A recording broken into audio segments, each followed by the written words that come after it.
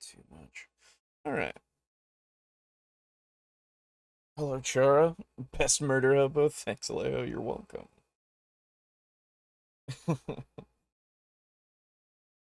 Yeah, it's gonna be a bit of an interesting night, hopefully. That one's gonna be a blast from the past. It's like a 4-year-old video of somebody we haven't covered in ever. Not That's not true. In a long time. That's what I mean. Hello.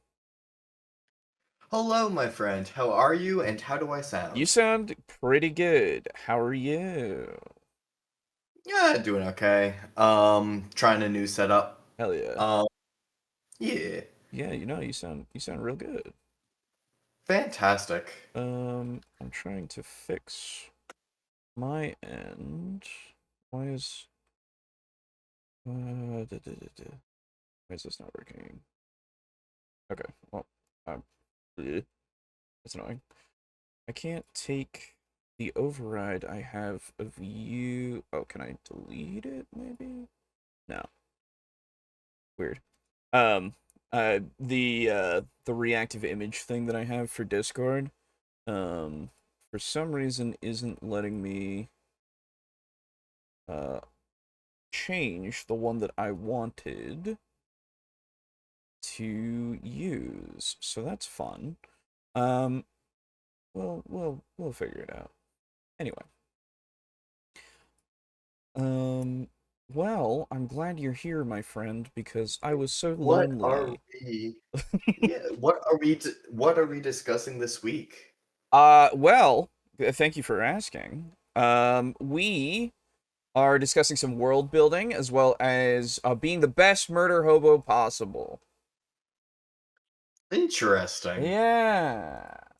Um, so So, what are your thoughts on general approaches to world building that we should take?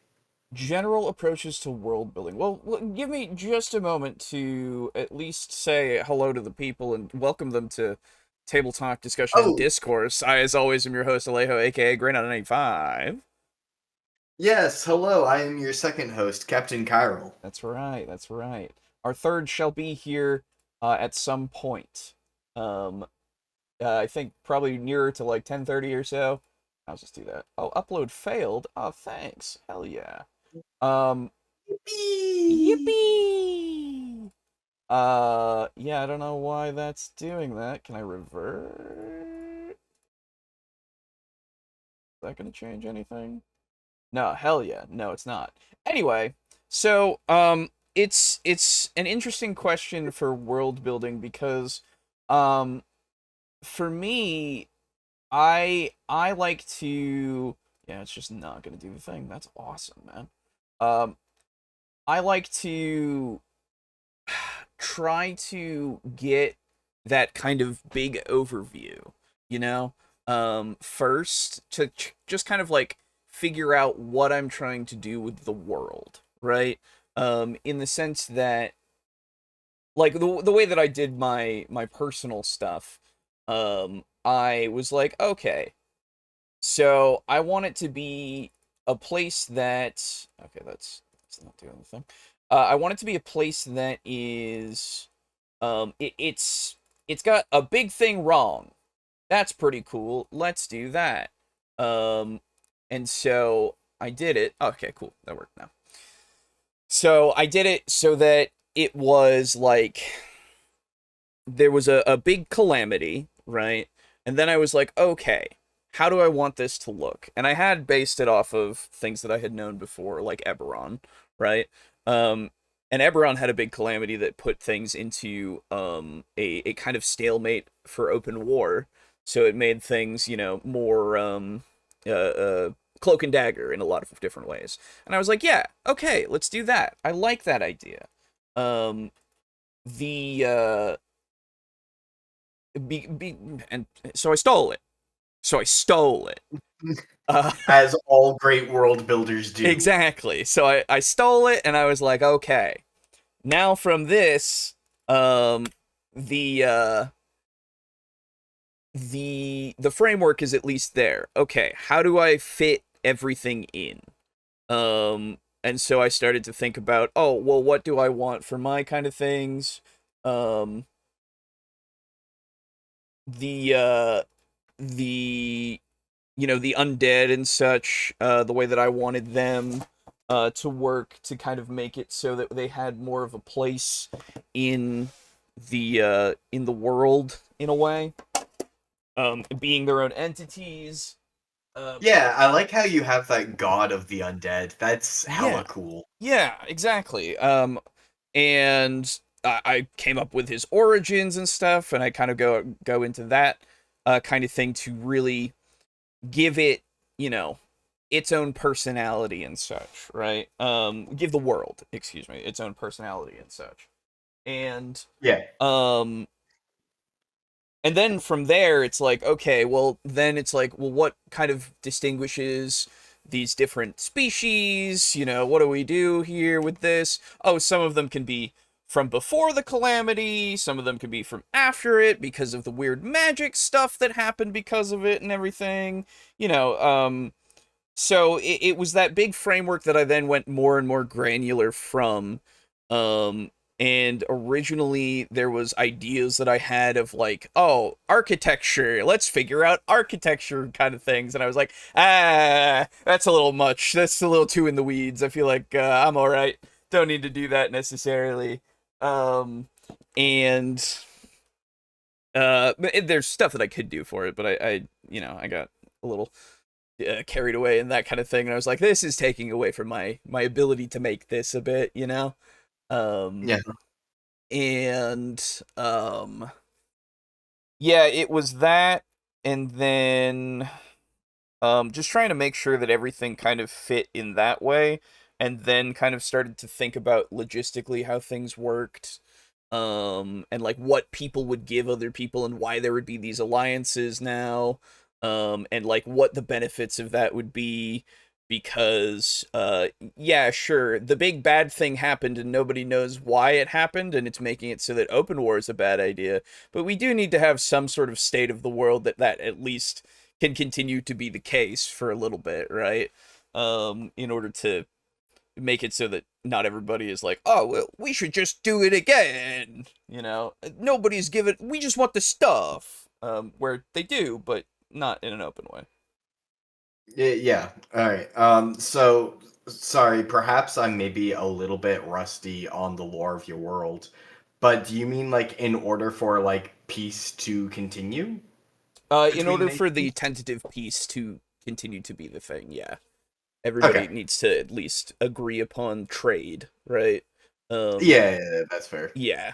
Yeah, like a big difference in how I approach world building Mm, is so like uh both of us I think asked sort of big like basis questions that we yeah. based our worlds on. Yeah. Your question was like what issues are in the world that I can attach a lore reason Yeah. to. And I really like how, for instance, like vampirism Mm-hmm. has like almost religious consequences through like its sheer Mm, existence. mm. Um, I, in my approach to world building, am a little different. Yeah. I like what are the gods hiding from us? Mm. Okay. Yeah. Yeah. Yeah. Um, so like for instance, when I did my world building, I kind of just like picked a map, Yeah. just any map, Yeah. just until I could get my like lore more placed and then like develop my map more fully later. Mm-hmm. And then I approached it from a perspective of where are the countries at today? Mm-hmm. um, what what wars have shaped the nation. Yeah. So, for instance, that's why I have East Rain versus Wester Rain Yeah. in my world. Um, I have I I guess it's just different focuses in world building. I guess, Mm-hmm. Mm-hmm. um, and like that's something that like I guess there is no real solid advice I could give as someone who has Yeah. only ever played an Elder Scrolls based campaign, and so what world building, quote unquote, I had to do was like relatively minor for that campaign. Right. And then there was a campaign where I do have a world that I have fleshed out, but I've only only run one campaign in it. Mm-hmm. Um, so I don't feel comfortable speaking from a position of like high authority Mm-hmm. on this one. Yeah, yeah, yeah. I get you. Um so this episode will, I expect, be a learning experience for me. Gotcha. Yeah, the other thing that I would mention for myself with my world building kind of style, I guess, because it's different from what I've been doing for my writing, like my actual writing of like an actual story, right? Um I have um gotten to a point of I guess the best way to I got to a point where I was like, okay, I have the idea. I know where I am. I know what this place looks like. I know, all of this kind of other stuff that needs to be here, but I don't necessarily know like what it looks like, if that makes sense. So not to Clarify a little. yeah, not to so basically I created a fake town. Obviously, well, not obviously, I could use a actual town if I wanted to, but so I created a fake town, and I created a fake, establishment and all of that kind of stuff. And I was like, okay, so I know that these are the places that exist, and this is kind of a lot of the main um setting, I guess, that I want to have. Yes. Yes, I've had that same issue. I think what you are describing is what I have previously described as having issue converting the town from a spreadsheet to a map. Like I have issues with like laying out how the town is laid out if I am Yes. like I have to be given a map by a generator. It's really hard for me to like generate original towns Yeah, it in yes, it has been hard for me as well. And but what I have I've been it's made it so that I can't start my next chapter cuz cuz I'm like, "Ooh, now I need to like actually like flesh it out and like make it so that I can think of street names and stuff and all this." And so I have been looking into urban planning and small towns, and I'm actually going into the weeds with it a little bit so that I can get that detail enough that it works for me. Um, and it's gonna take me a little bit, I think. But I at least in that I also drew a very rudimentary map of one of the places that I wanted it to, or the main place that I wanted it to be, or the main place that the main character owns. That's a better way to put it. I so I did that, and I actually have that kind of shitty sketch, and I'm like, okay, in order to maybe make a town right, I might actually boot up Cities Skylines and like try to make a very small town with like the population and everything and I like that. traffic, and like see how it works maybe. Just in case any one of your players ever look at your street layout Yeah. and goes, this is really inefficient. Your zoning is all to hell. Right, exactly. And I'm like, how much do I want it to be like well zoned? How much do I want it to be not well zoned? Um and yeah, also yes, Dave, I see most towns built around the dominant resource or transportation, rivers, rails, etc. Yes, I've been trying to figure out if I want to give it the water source that's more underground, or if it's going to be closer to a nearby lake. It's I have a Yeah, whole thing. Alejo, haven't you seen every anime city ever is the exact same? Yeah. It's a circular city with a river running through it. Yes, that's right. Yes, that is very true. Um, yeah, no, I'm I'm working on it. It's its own thing. I've gotten like 2 chapters already. Now I have to get through like making that place so that I can actually exist and so I can describe it.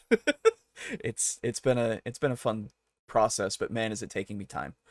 Um, but yeah, so it which is different than the world building that I've done for running games, because running games it's that grand scale to the small degree. This one it's the small degree that I've kind of had, and then I'm gonna get grander scale a little bit. Like it's the opposite fashion that I usually work from, and it's interesting. I think. Um, Yeah, it's cool. It's yeah, neat. yeah.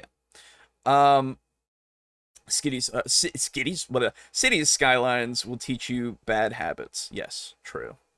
Uh, hello, Pizza Funk. I've never played City Skylines, but I do like the occasional like 1 hour video of like, oh, I made my city a blank. Mm-hmm. Of like, I don't know what. I called in 10,000 meteors or like Yes. whatever. I just like watching it. Yeah, yeah, yeah. 222. Hello, Verity. Hello, Entropy. And hello, Shin. What are the gods hiding? Well, Hello, I'm everyone. sure not hiding a fully operational battle station inside the moon. I can tell you that. Good, good, good, good. Well, I'm glad you're not. Um, Yeah, that would be bad. it would be bad potentially. Anyway, um, wasting an ungodly amount of money on a poorly designed rail system that you have to tear back out because the trains trap each other is a bad habit. Yes. Um. Anyway, so I figure that we could go and see from one of our lovely people that we cover sometimes, that being Luke. This is my regions got messed up somehow? That's weird. While I'm fixing this, this is the DM layer, Luke. And usually when we go for a bit of an easy slam dunk, um, it's not usually the case for Luke. We give him the greatest opportunity, the easiest opportunity that he could ever have, and it leaves something to be desired at times, unfortunately. So I'm hoping that this time is not one of those times, because this should be rather easy to slam dunk a little bit with bad world building kind of mistakes, right? This video is called Please Stop World Building Like This. An interesting title. There we go. What? You know what? No, never mind. I'll not ask that. Let's play the video. Okay, as soon as I have this set, there we go. All right, screen regions are better. Here we go. I don't know why that keeps doing it, but let's see. Very curious to see what sort of world building mistakes he talks about. Yeah. You create your Like, own world. there's. Oh, I'm not hearing anything. Hold Oh. on. Uh-oh. Let's let it play for like a couple For your D&D seconds game, more. or use a pre-made campaign setting such as Eberron or Galorian. No. Oh. Is the volume down on the actual volume slider? No. Oh. And I checked that, and I'm definitely. Let me open up YouTube. Okay, I'm not getting sound from YouTube either. That's good. Okay. So it's an all-around issue. Very good. Yes, that means it's something wrong with my system settings. Good stuff. Let me try swapping headphones. Okay.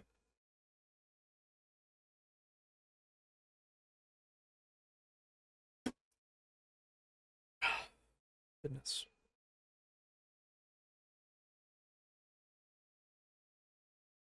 I hope everybody is doing well.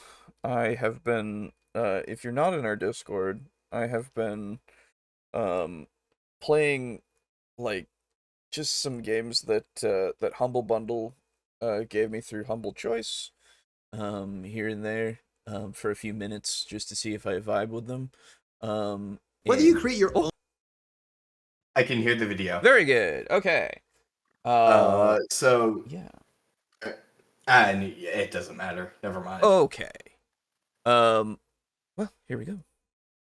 Whether you create your own world for your D&D game or use a pre-made campaign setting such as Eberron or Golarion, you are a world builder. The fact is, the role of world builder is integral to being a dungeon master, no matter how you slice it. I'm currently running a game in the Eberron campaign setting, and I am world building every single time I prep for my games. From fleshing out NPCs the characters are going to encounter, to developing secret lore to be uncovered, to creating political machinations that are going on behind the scenes, I'm always world building. Hi, I'm Lucar, and on this channel I share my nearly 30 years of Game Master experience so that you can run amazing games your players will love. And today we're talking about world building. Specifically, we're going to be looking at 15 world building mistakes that Dungeon Masters often make. Now, Oh, 15. Oh, God. Okay. So what's the most common one, I guess, would be the one that you're expecting. Yeah, this is gonna be what I was gonna ask earlier, and I decided not to ask it Yeah. because there's so many, like, there's a limitless potential number of mistakes that can be made Yeah. of, like, differing quality.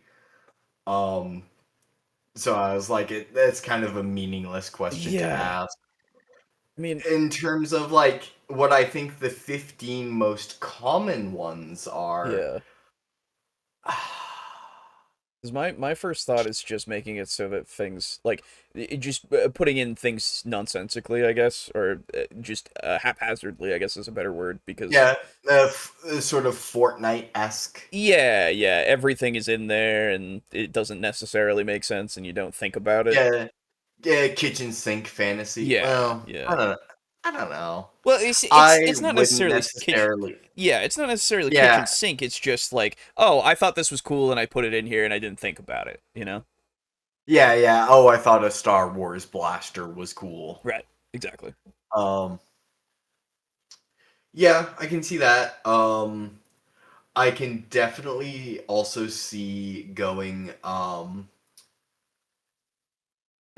actually, no, that's just a personal preference. Never mind. I'm wondering if some of Um, these might be personal preferences, like, don't make things too complicated or something, you know? yeah, because I was initially going to say, that making your world, like, super anime, like, I'm typically not as much of a fan of, but, like, that's not really a world-building mistake, No. I guess. I just don't like that kind of game, Yeah, like, fair. myself. Um, so I do wonder how many of these will be preferences. We might want to keep an eye out for that. Yeah. Alright, let's see. now, if you want to start or expand your library of resources to help you run amazing games, Oh, this week's sponsor. Wow. you can become a DM Layer patron at the link below. Not only will That's you fine, support the work my team and I do, you will also get tons of expertly designed Game Master resources that you can use in your 5th edition and Pathfinder 2 games. Also, starting later this year, DM Layer patrons will start getting access to the alpha version of an upcoming fantasy board game my team and I are developing. We're still early in development, so I can't spill too much about it just yet. I don't remember when this was from, but this was a while back. He has a team. Yeah, he apparently... I mean, fair enough. Yeah, he seems successful enough to have a team behind his stuff. It's fair. That's fair. worry, that will come when the alpha is released. What I can tell you now is that it pays homage to the tabletop games you know and love, like D&D, Pathfinder, Shadow Dark, and DC-20, as well as some of the most popular board games around, like Munchkins and Settlers of Catan. However, and this is super important, this is not a pen and paper tabletop RPG. It's not going to replace or compete with the systems and campaigns you're running or will run. Instead, it's a fantasy board game without a heavy rule set. Bring it to a party or hang out with your friends, learn the rules in 15 minutes, and start playing. Number 1, cool. Worrying too much about world building. Yes, okay. That's a very common one of getting too concerned about specific things to the point that you stop and you don't do something. It's actually like part of the reason why I when I was writing my other thing, I was just like, fuck, man. I gotta do all this shit. And then I was like, okay, instead of doing the town itself, I went, oh, okay, I'll do this tavern. Easy. All right. And so I started with the tavern, and then I'm working my way out to kind of figure that out, right? Because it's easier to focus on the one thing rather than everything at once, I guess. Which is good advice for my brain that I don't take, apparently. And the other thing that I wanted to say was, what a transition to just go right into it without having a transition. Wahoo! It was very, but it's fine. Oh, I hit the microphone button. No, I don't want the microphone. Okay. Building is important. Yeah, there we go. Building is important, yes, but it is not the most important thing in your game. Most players are going to derive a whole lot more fun and excitement out of the adventures they go on, developing their characters and leveling up and getting access to new spells and abilities, and interacting with interesting and unique NPCs in the world. It's these elements that tend to be the focus of most gaming sessions. Yes, many players love learning about the lore of the world, and NPCs are part of the world and can be heavily influenced by the world. However, never forget that the world is the backdrop, and even though its tendrils reach into most other aspects of the game, it's not the most important thing. So, if you're a game master that doesn't enjoy world building and you don't want to create your own campaign setting, and sometimes you feel bad because you see lots of other game masters talking about that is true. I had not considered that of like if a DM wants to put too much focus on their world and they're like, no, you will smell the roses. Yeah, that is true. You will not interact with the funny joke NPC. In fact, there will be no joke NPCs. Yeah, exactly. Yeah. Everyone is serious in my low magic grimdark campaign. Right. Yeah. Yeah, no, that can be a problem for sure. But I mean, he's already said it. It is kind of in everything, so there is going to be a part of it that you kind of got to contend with. But about creating their own special worlds, don't feel bad. Your game can be just as amazing as theirs or any other. Number 2, lack of conflict. Conflict is the bread and butter of any tabletop role-playing game. Without conflict, there is no game. There are no adventures to be gone on. There's nothing for the characters to do. There is no reason to even gather around the table and chuck dice. As the game master, one of your primary roles is to create conflict that the players can then resolve. Consequently, it would greatly behoove you to build conflict into your game world, the campaign setting. This may be a conflict between powerful individuals, noble families, merchant cartels, underworld crime syndicates, or entire nations. However you want to do it, it's fine. Just make sure the conflict is weaved throughout the world you create. Number 3. Yeah, I think the most important thing to do if you're going to have something expansive in your world as a conflict, say a war or something like that, you know, that you should make sure that its effects are seen around the world, right? Could be that some places are inaccessible, right? Because, oh, there's a fucking battle that's going on here. Or, oh, they actually are barring people because there is a war. And if you don't have a passport that is approved, you cannot go in. You know, certain trade goods are no longer able to be gotten because there's a war. You know, like, things like that, right? Yeah, I will say that I do think I could have rolled out better the effects of the war upon the world when I did my world building. Mm, Um as I would generally, as a general rule, I guess, I would allow my party to like basically travel where they needed. mm, Like they started off in one country and then which like bordered two countries at war, right. and then they went into one of the countries at war, and like Border Patrol didn't even really like stop or harass them. They just Right. paid like a 3 gold toll and then they walked into the country like basically no questions asked. Yeah, yeah. Um and looking back on it, I really should have made that a bit more of a stressful situation. Um I I know I definitely did raise prices Mm, in like for goods in areas that were closer to battles. okay, yeah. Um which I would heartily recommend everyone keep in mind if they're going to keep in mind like wars happening. Also like troop positions of like battalions and like divisions. Yes. Yeah, for sure. Like if there's a if there is a site that is being like in history, right? Um, you don't have to do this necessarily, but there is examples of in history, as far as I'm aware, the camping of the troops would be a thing out at the battlefield. So there would be camps, tents of these people, hundreds of thousands sometimes that were just there, right? Both sides potentially. Or if they're sieging a place, they're tenting and they're making sure that they're, able to have a place to stay outside of the garrison so that they can continue to siege it, right? Like you have all of these people that are around and they need all their shit, so prices go up because they need the shit that you need, like food, like weapons, like materials, because they need to build their fucking catapults or fuck, what is it called? Uh, The tower the- things, oh, siege Yeah, towers. siege towers. Yeah. Um, Uh, all that stuff. uh, Something that I did roll out in my campaign was we did lose NPCs in the war, Ooh. which was fun. Hmm. It was only like one or two, but like, Still. yeah, yeah. But hey, like I will roll it out more in the future because it did definitely have an effect on my table. Yeah, I bet. Um, eh, of course. Well, these were like side characters to side Oh, okay. characters. These weren't like But even so. beloved by the party, but like they were like I guess just kind of appreciated by the party. It was just a woman and I forget who the other person was. Mhm. Um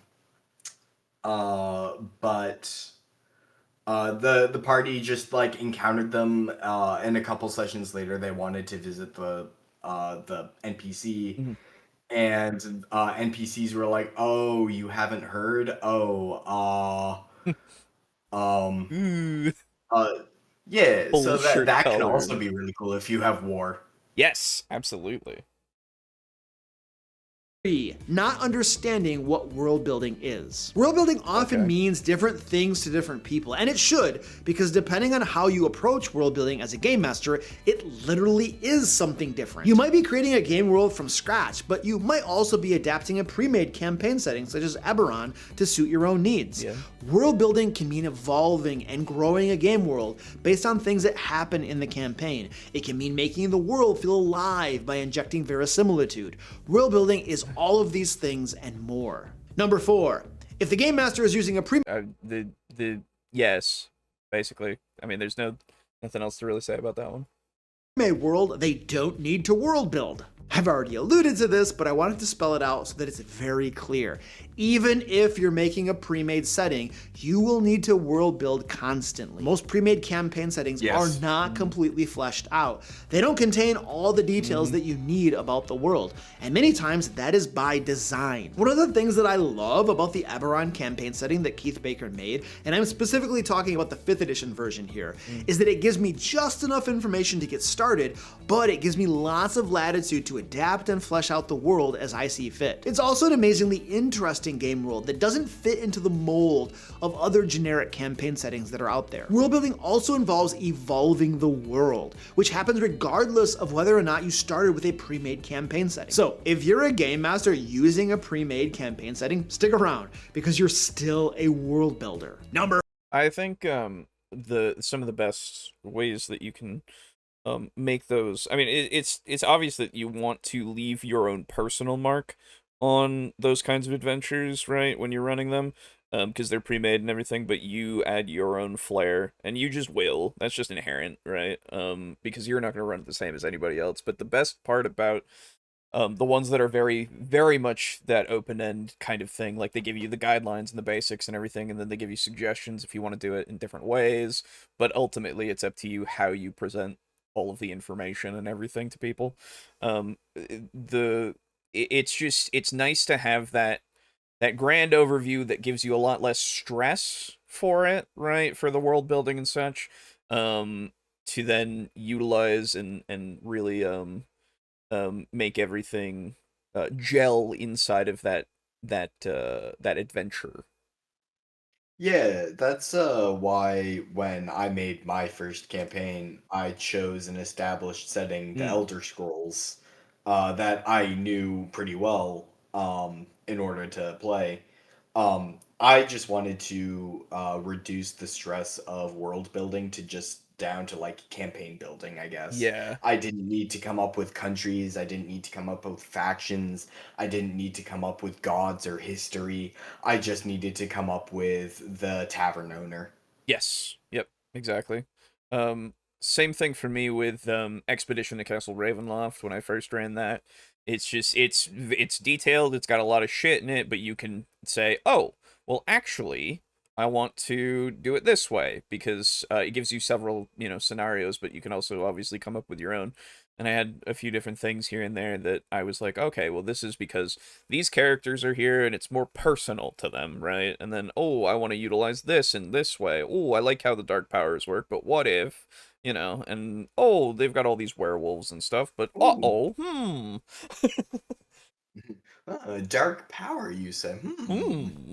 Tasty. Indeed. So yeah, I don't think I've seen anything that's been strict in terms of official settings. I've not delved into a lot of user-made content for any of these kinds of games, really. So I don't know how prevalent it is in the terms of it being open to change, I guess, and if it's strict or not. And hell, Vampire, interestingly enough, the stuff like Chicago by Night and what was the other one?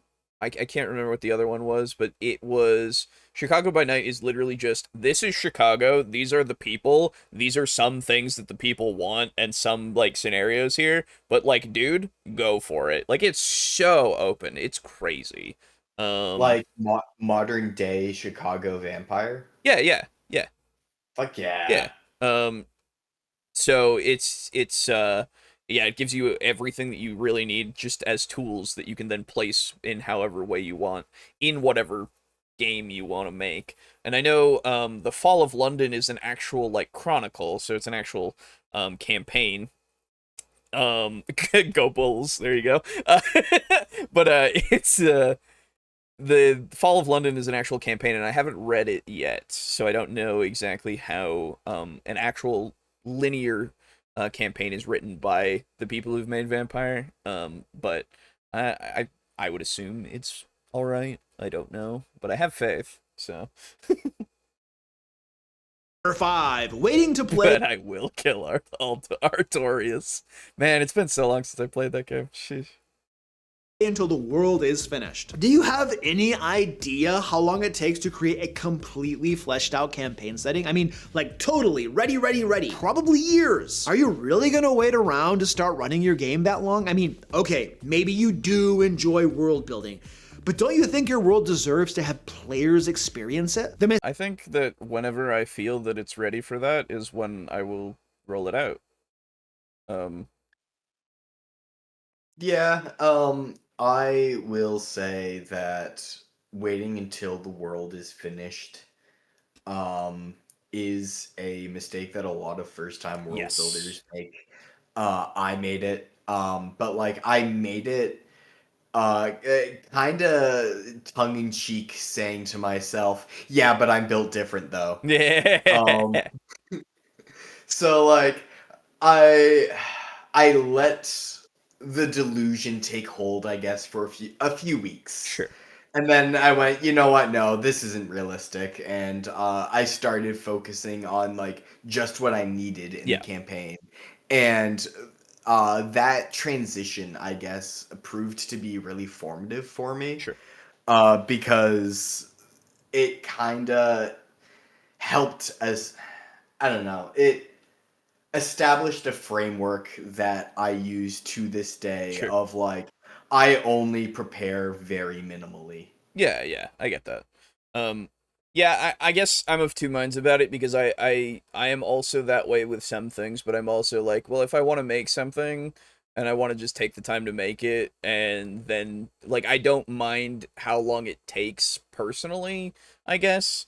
If it's going to take a long time to become quote unquote finished, which it for this kind of stuff, for games and worlds in that way, it's never going to be quote unquote finished. There's going to be a bunch of things that come up in a game that you're like, oh, I never even thought about that, thank you, there we go, now we got to establish this, right? But I don't know, at the same time I'm like, yeah, either you can take your fucking time with it, as long as it's not like because you're trying to make it perfect, I guess, because perfection is one of those things that I'm like, well, we can't really do that. It will have to be out there at some point. Yeah, like, yeah, because then you run into the Hollow Knight problem. Yes. Um, Oh, Silk Song. There's also the issue of what you consider perfect Yeah. when you develop it will not be perfect when you glance over it later in 3 years. Yes. So, like, why bother trying to attain perfection in the first place, Yeah. given its, like, fleeting nature? Yeah, exactly. I give my shit a few passes while I'm making it, or after I've finished something and I go back and I look at it and I'm like, okay, and then I go for something else and then go back and look at it and I'm like, okay, is it still okay, you know? Like, I'll give it as many Yeah. passes as I want to, but it's not because I want to completely, I mean, I want to completely eliminate all mistakes and all that kind of stuff, but it's not the same as like, oh, this needs to be the most amazing perfect thing ever so that no one has a problem with it at the end of the day. You know, that's not the goal, Yeah. right? There is, I understand, like, wanting to make, uh, as a craftsman Hmm. who, like, wants to, like, produce a story, I want that story to be as good as it can possibly be. Yes. Um, so, I'm going to be tempted to want to spend a lot of time on it and, like, perfect every little thing. But, like, at the end of the day, something that I have had to start keeping in mind was that, like, at the end of the day, I'm playing this on a table filled with my Yeah. friends who are like, this game is going to be played by people who interpret what happens under the best faith and like Yeah. believe that like it was written well by default, I Right, guess, right. because I am their friend. Yes. Um, They know how and you it are. yeah, it sounds like a cop out of like, oh well, they're my friends, they'll like it. Right. And like it's not meant that way. It's just meant to be like an anxiety like reducer, I Yes. guess, of like just Un- write a un- story, write a story, give it a few passes, Yeah. so it's not so rough, and then you will more than likely be fine. Yes. It's different than if you were trying to write a module for sale, right? Like, you are not writing something to necessarily be sold in these kinds of ways. And that's not the mindset that you should immediately go for what you're doing. Because it is just there for everybody to be entertained by. That is true. If anyone ever complains about one of your sessions, just offer to pay them back. Exactly, right? But yes, so it just to temper that need for perfection or that need for the best thing ever. It will be good, or hopefully it will be good, but it doesn't need to be perfect, because it is not something that is commercially going to be available necessarily. And if you want to go back and, make it that way, there's nothing stopping you, but you can work out a few kinks by playtesting it if you want. Oh ho ho. I just need to make a pirate island sometime. Just a pirate island. No, I need to finish writing my Silmarillion before I run a single session. Yes. Tolkien didn't even finish the Silmarillion before he wrote The Lord of the Rings, did he? No.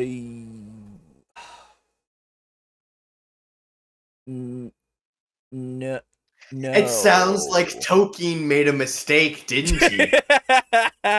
No, I think he didn't. I remember he had a lot of letters that he wrote, and he had this whole body of work ready, in the sense of like it was all there, but it wasn't necessarily going to be like its own book, as far as I'm aware. Originally, I can't remember. I used to know, and I never really particularly cared, That's so I fair. still don't remember. I'm sorry. No, you're good. I think I recall his publisher rejecting the Silmarillion, although that might have been based on a query, partial work. Yeah, I think so. When I was listening to it through the audiobook, I remember listening to his letter to one of his friends about it, but it was more just to go over the broad strokes of everything. And I don't think I don't think it was meant to become its own thing, like a story or like a book, but it became that later on because of his son. I want to say. Don't quote me on that, but that's at least where I think it led to. Anyway, let's continue. Mistake that some game masters make is they strive to build entire nations, continents, or even the entire planet before the game begins. We need to find this Tolkien guy and make him finish his stuff. That's right. Now, this is great if you have the time and inclination, but when it delays the start of the game, that's a problem. Don't let your world building get in the way of playing the game. My recommendation for getting started with world building is to focus on a tiny region where the character's early adventures will take place. That part of the world, that tiny part of the world, and then expand the world as the scope of the character's adventures grows. So you may start with one town or city. Shoot, make it a village so that it's that much easier. Then build the terrain and environment for maybe a 50-mile radius around that location. Create some points of interest in one dungeon in that region. And then that's it. You are ready to go. And this mistake segues into the next one. Number 6, creating, not adapting. Even if you're making your own campaign setting, that doesn't mean you can't steal ideas, concepts, and even entire towns or regions and all put great them in your storytellers steal. Exactly.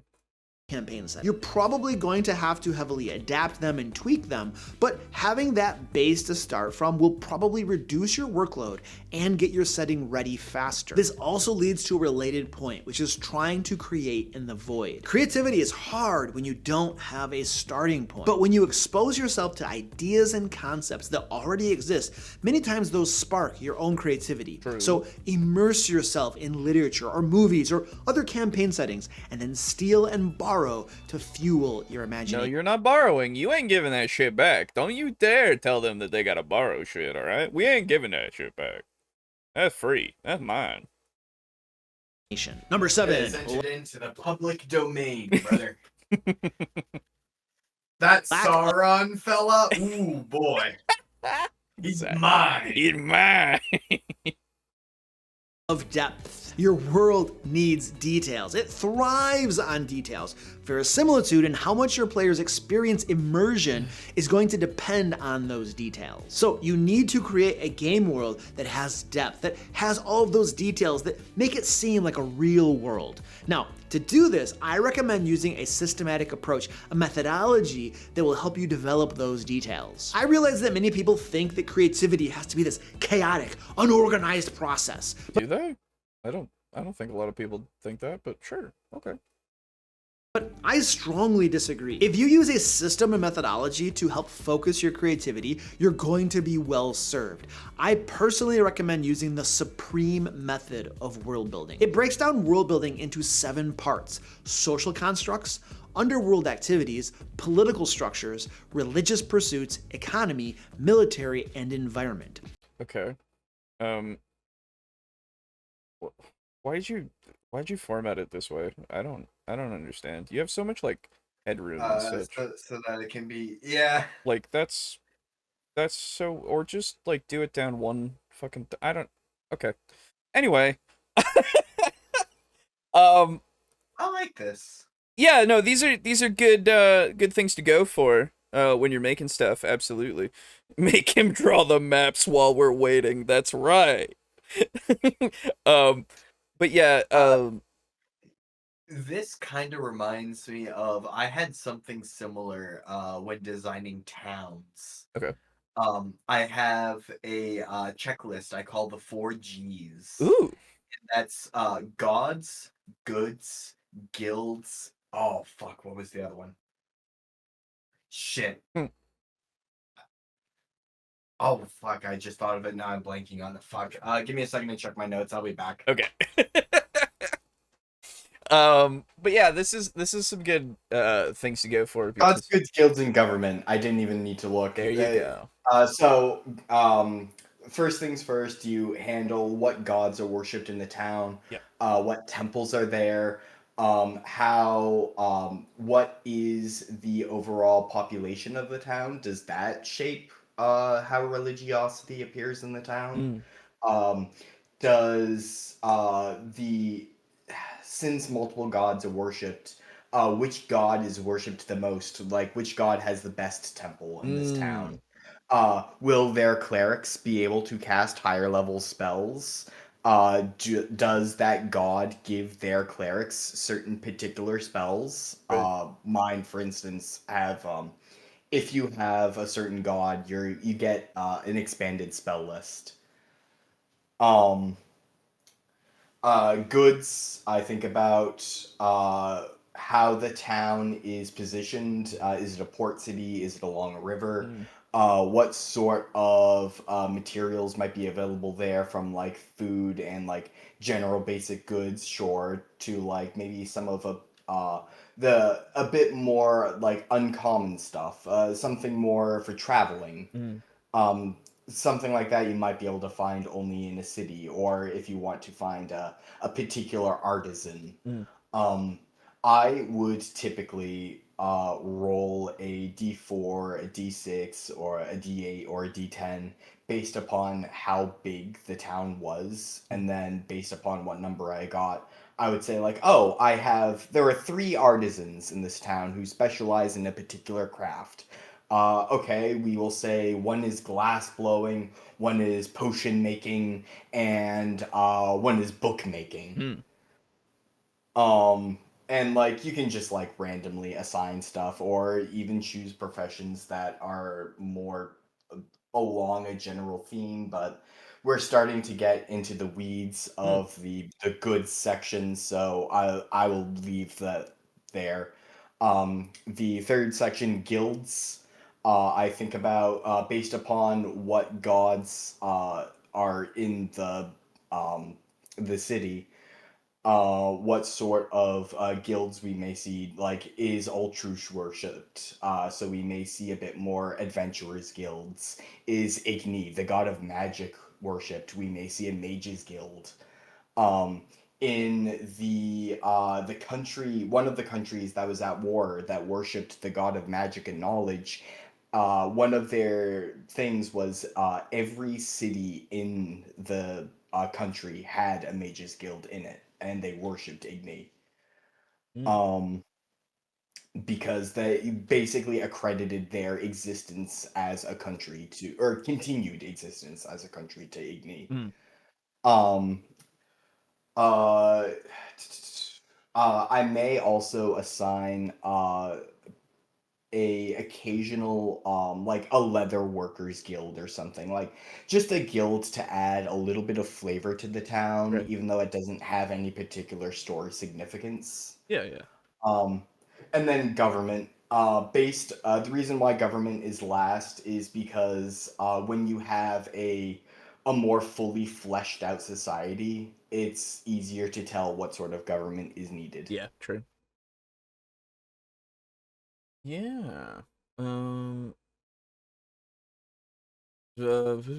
verisimilitude and how much your players experience immersion? You're asking a lot of me here, guy. True. True.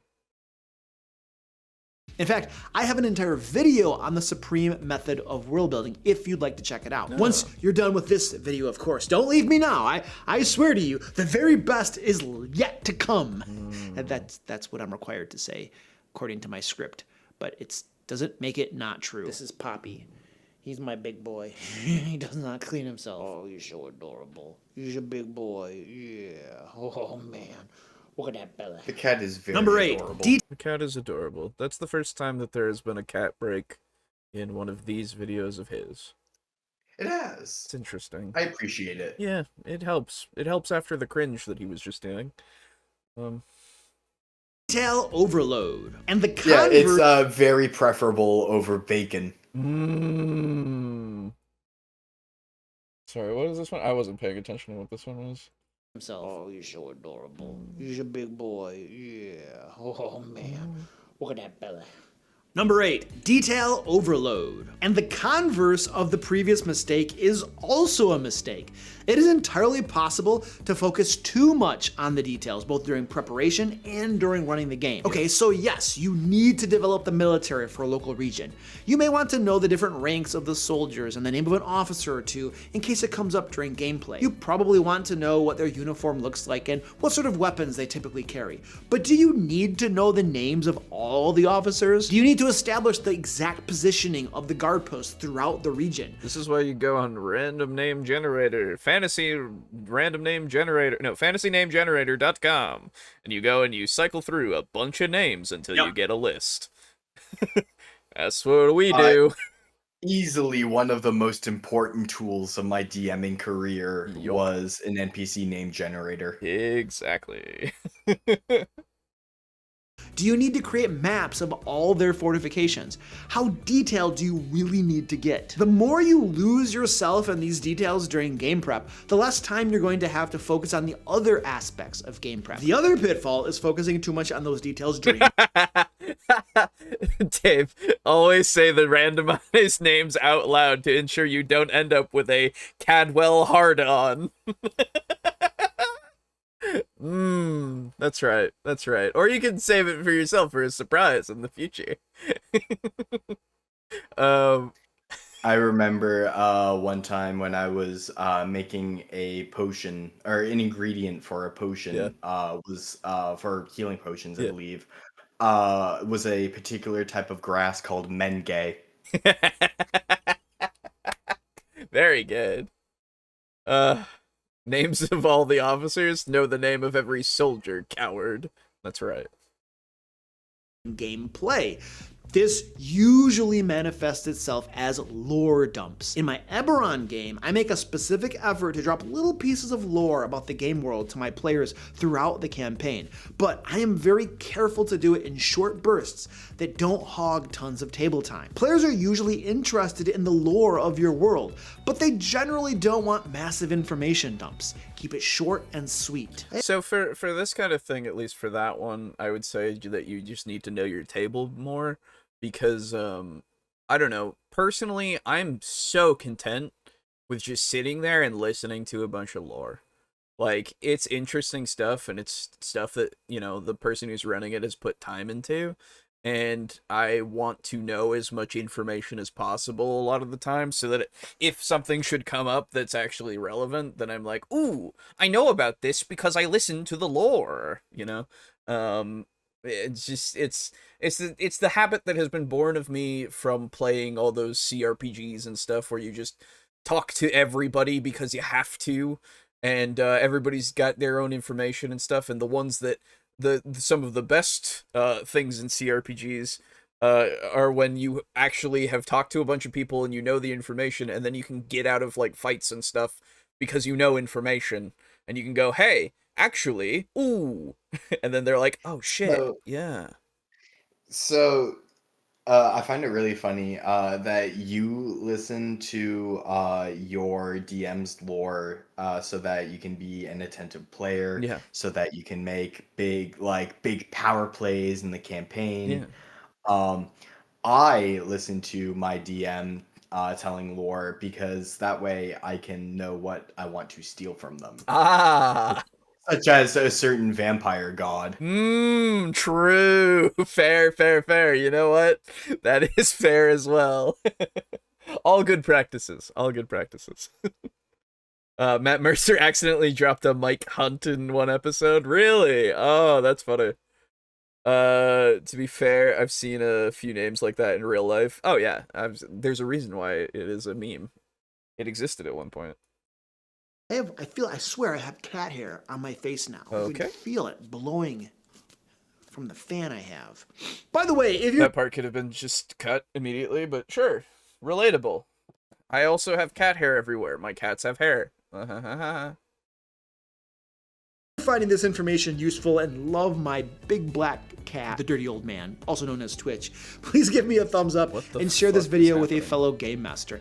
And if you think that I don't completely suck, please leave a comment down below. Something as simple as, hey Luke, you don't suck, would be great. Number 9, not evolving the world. Worlds are not static places. Things are constantly changing, and your world should always change in at least 2 ways. First, and most importantly in my opinion, you should change aspects of your world in response to your players' decisions and actions. Agreed. Super agreed. Holy shit. Fully agreed. What a fantastic point, Luke. Yes, it is the most important thing. You got it. Consider what need to have agency in the world in order to feel important and powerful. Yeah, I mean, they are literally there doing things for other people, and like their actions. It's literally a world that you are building for your friends who are the heroes of the world, or whatever they might be. I wouldn't say the heroes of the world, but who are definitely heroes. They are sources of change, is the way that I would put it. They are sources of change, regardless of whatever it might be, and notable individuals destined for history books. Yes, exactly. So they should be doing something to the world, and you should be seeing some sort of effect. At least, even if it's even a small scale thing, at least to the people around them, right?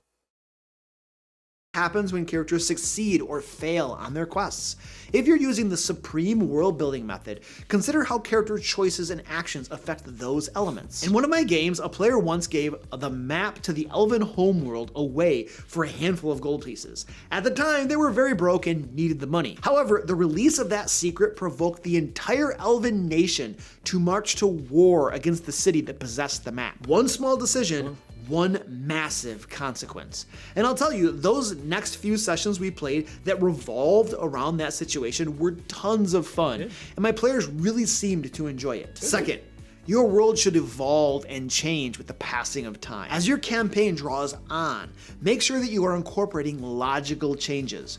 One noble family may fall from power and another rises. A merchant that the characters have dealt with before has gone out of business. An entire village may have been wiped out due to a natural disaster. When your world changes over time, it reinforces verisimilitude and makes it feel like a real living place. Now, I have an entire video dedicated to evolving the world based on character decisions if you'd like to check it out. Number 10. Yeah, fair enough. Yeah, you should make it so that the time it takes for everything to happen should have a consequence. just in general, because the world marches on. Like, yeah, absolutely, your players are on their main quest to go and stop the bad guy who's coming to go and get the city or whatever, but The planet does not have a pause button. yes, exactly. You are having that guy do his plans. He's at step A, he's going to go to step B after a certain number of hours, days, whatever you've made it, like something that's easy enough to keep track of, I would say, because there is a sort of like there is something to be said about the amount of detail, as he was saying before, of like if you go into too much of it, you might get super overwhelmed or stressed out about it. So like try to give yourself some kind of increments of time, and maybe even just like once they hit a certain point in your campaign, maybe to like throw something in and be like, oh, this is happening here because we are finally at this step, as long as it still makes sense and everything, at least weigh that kind of information in your head as well. Things should make sense and also just progress. So, do your best. Not starting at the beginning. Two important things to consider for world building are the structure of the religion and the cosmology. This should probably be some of the very first things that you flesh out. How religion works in your game world can have a massive effect on the world itself. In Eberron, there is a pantheon, but the deities don't often have a strong presence in the world. Instead, you get the feeling of a pantheon that's a bit detached from the day-to-day life of the populace, or of a pantheon that might just be pure fiction, made up by the inhabitants of that world. They might not even exist. Your fantasy world might not have a pantheon. It's not a requirement. And remember, if you're stuck or don't want to create your own deities, look to the real world for examples that you can draw inspiration from. When I talk about cosmology, I'm referencing the planar structure of your game world. In many fantasy tabletop RPGs... Okay, wait, before we get into cosmology, I just want to say, if you don't want to have gods in your setting, absolutely do it. Make it so that the forces that clerics utilize are the forces of life, the forces of good, the forces of evil, the force of death, all that kind of, like the concept, right? Third and 3.5 have this for specifically, there's a race that they don't have gods, but they have clerics and stuff of those concepts of chaos, of order, of good, evil, all that kind of stuff. And that's how they get their divinity, quote unquote, their divine magic, because they have that connection to it. They're a paragon of it, I guess, in a way. Not paragon necessarily, but you know what I mean. Isn't the race that had no gods the Kender, the really hated race? That like stole a bunch of stuff? I maybe I'm trying to look it up because it sounds familiar to me. yeah, I did a little bit of looking into them back in the day, and I can't remember exactly what they're called. I might be able to find it real quick here. Ba, ba, ba. Yeah, there's a post here, someone saying like, "Oh, or orcs and elves are totally without gods," and I'm like, "Yeah, okay, I'm not listening to you." Yeah, they have no idea what the fuck they're talking about. Um, is this that Tumblr post? That is that Tumblr post. With all the races and stuff on it. I remember this from 3.5 stuff. Maybe I'll find it another day, but I know it's a thing. Oh, thanks, fucking Tumblr. I can't fucking look at this anymore because I now have to make a Tumblr account. Fuck off. Ugh. Anyway, sorry. Go on. No, I was just asking you the question. Yeah. Oh, okay. Yeah. No, I don't remember exactly what it is, but there is one. It's in 3.5. I know that for a fact. Oh, a few things. If you could get out of fights if you want to, I guess you're leaving XP on the table. That's true. Yep, definitely heroes. That's me, definitely a hero. One small decision for a man, one massive consequence for mankind. Yes. Oh, you can just press start to pause the planet, but I don't know what that means since I'm just a kid. True. I hope that's not accounting for dummies on the upper left part of the shelf. Oh my god, it is. Yeah, no, that's accounting for dummies. What? Yeah, top left of the screen there, you can see the yellow with the black. The black. That's accounting for Oh, yeah. dummies. Oh. Ah, neat. Anyway. There are different planes, right? You have the material plane and the astral plane and the plane of fire and the plane of earth and so on and so forth. A particular planar structure. Cancel the Kickstarter. The guy can't do math. He can't do the numbers, boss. He's fucking gonna get you. Oh god. Impact lots of things in your world, not least of which is where certain creatures such as devils and demons even dwell. Also remember to consider astronomical features. Does your world have multiple suns? How many moons are there? Are the constellations tied to the deities or something else? Number 11, overusing tropes. Yes, I know that was a definite stage for my world building of like what does the cosmology look like and how does it relate to religiosity? Does it relate to like religiosity? Mm. So for instance, I chose that the stars and the moon were the pieces of a dead god that had gotten killed by another god-like entity. Mm. And that is like canonically all of the stars and the moon are like, well, sorry, the stars are all flung different distances based on like the size of the piece of the body that was flung. Mm. And the moon was last, so that's why it didn't get flung as far. Mm. In the Elder Scrolls, stars in the night sky are actually holes into oblivion. Because what mortals call oblivion is actually outer space, making the Daedra technically aliens instead of demons. Oh god. Yeah, dude, the Elder Scrolls is fucking weird. The world is a wheel that is turned on its side, That's right. and by recognizing that is how you undergo Chin and become a god. Oh, okay. It's fucking weird. Anyway, this didn't really lead into anything. Yeah. All of this was to say, cosmology is really cool. It's really cool Yes. when you make it affected in your actual world, and when your players are looking at the night sky and they see like the two moons or like that one red evil star from Final Fantasy that is evil as shit. They'll know what it is. Yeah, true. There's also, or rather, remember that it's there. yeah.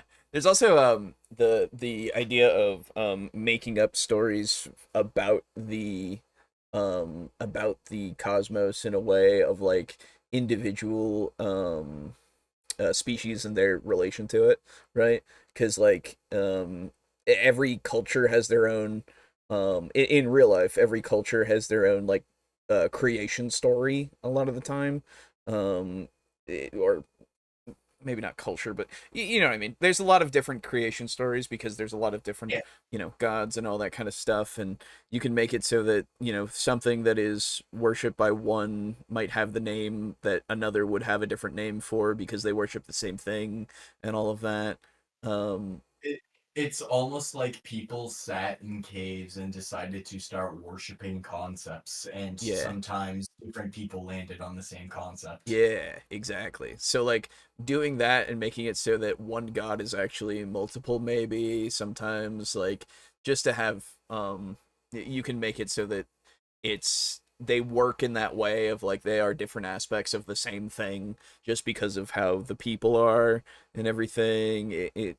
It's all that kind of stuff, and then making it so that like, oh, the moon came about because it was a giant egg, and when our god was trying to make an heir to its domain, it laid the giant egg, and we worship it because we're waiting for it to hatch and spring forth the new being, and then across the world somebody else goes, yeah man, so the god was real angry at the earth actually, and they sent stars from the heavens to hit it, and a bit of it broke off, and it's out there now, and it's to remind us all that that the gods are wrathful when we do the bad things. Like, different. Yeah. I didn't really have anywhere I was going with Okay, that. I was just agreeing with yeah. Tropes. Look, tropes exist for a reason. There are things that people have found cool and interesting, and thus they pervade many aspects of our world. However, if you overuse these tropes and they fill your game world, one could argue that there's very little unique about your world. And this can then make your world feel unoriginal and uninspired. And at that point, you have to ask yourself, why even bother? Using some tropes is okay, of course. My dwarves always are going to speak with a Scottish accent. Period. End of story. In my games, if you ever meet a dwarf that does not speak with a Scottish accent, you should be on high alert because something is very wrong. So make sure that you infuse new, imaginative, and I unique will say that rock and stone is canonically said by dwarves in my world. Very good. elements into your game world. These are the things that make your world special and should inspire your players to learn more about it. Number 12, skimping on monsters. Since almost all tabletop role-playing games come with monsters pre-made for you, it may seem tempting to port them over directly into your world without many changes. However, you can get a lot of mileage out of small adaptations to monsters that make them uniquely fit in your world. Sometimes you just need to make the crocodile big. Yeah. I've talked about this before. Yeah. Is true. For instance, trolls in your world might have originated from one of the 6 moons, and they only regenerate when they are in the moonlight of that moon. Therefore, in your world, trolls only come out at night when that moon is visible in the sky. And during full moons, they gain immunity to fire, making them a nightmare to deal with. You see, that one small change has reinforced the verisimilitude of your world and the special position that trolls possess in it. Of course, you could design your own monsters from scratch as well, and if you want to learn more about monster creation, I do have a few videos on my channel about it, such as this one right here, or over here, wherever it happens to show up. Number 13, skimping on people. Remember that interacting with people, the NPCs in the world, is probably going to make up a lot of— I apologize that we're not like going too into those few points, but like there's nothing really to be said. Yeah. Like it's like, yep, that's true. Do some stuff, you know. Also, it's a minor thing, Yeah. admittedly, but I find it really weird that he specified talking to the people, the NPCs in your world. Yeah. Like, who else would they be talking to? Yeah. Yeah. You know. of your game time. So don't shortchange their development. If you're following the supreme world building method, you'll notice that many of the aspects in that system either include developing the inhabitants of your world or they affect the inhabitants. You want to consider things such as which races exist in the world. What are the people like? Are they happy? Do they feel oppressed? What do people talk about in the taverns or at the market? Personal questions, my god. What kind of slang and expressions do they use? What languages do they speak? These are the sorts of details that make people in your game world come to life to your players. Don't overlook them. Number 14. Yeah, so with NPCs, we've talked about NPCs many a time, but just like, I don't know, man. It's good to create a notable amount, I guess, in the sense of like, depending on the place, making like, if it's like a village, you can make like 3 that are like super notable that might be part of, part of the initial quest line or something. Like they have something to do with it, or they have some significance in it, or they will be affected by it in some way, you know. And then everybody else is pretty much like, oh yeah, they're just here. They're just like a person who runs the shop or, you know, does something, you know. And then once you have them there, the players will get attached, and then you'll have to create more stuff about them at that time in the moment, obviously, because they're going to take them and then just yank them and go, hey, we're going on an adventure together. Random shopkeep, and the shopkeep's like, whoa. But you know, as long as you've got those few people that are very important, you have them set, you're good. I mean, I have in my notes here, wrong notebook, it's the other notebook. For me, for the important people that I got at the beginning of the vampire campaign that I knew I needed at that point, I got 1, 2, 3, 4, 5, 6, 7, 8, and then 9. I have 9 people that I had right off the bat, that were like, okay, these are going to be some major players, right? And then, you know, we've had to make a few more here and there, and now I've got notes for all of them while we've been doing it, but you don't need too many necessarily because they will kind of come up pretty naturally, I feel. And as long as you've got your lovely little fantasy name generator list of a bunch of people that you can just assign names to here and there, you should be all right. And plus, you then have the stuff that your players might give you for free with their backstories and stuff. And with vampires specifically, I have a few from touchstones and other things, right? That have been given for free, which is stuff that I can put in and be like, oh yeah, okay, we're here now. That's good. Now I know this person and I know what's going on here. So yeah, I mean, as long as you're at that point of being able to do that, and then for like a more grand scale, it would be like, well, you might get like notable leaders, I guess, and then really then go for the more granular stuff, for like towns and stuff for when they get there, right? You don't need to necessarily go into too much detail when you're looking at the big picture right off the bat, obviously.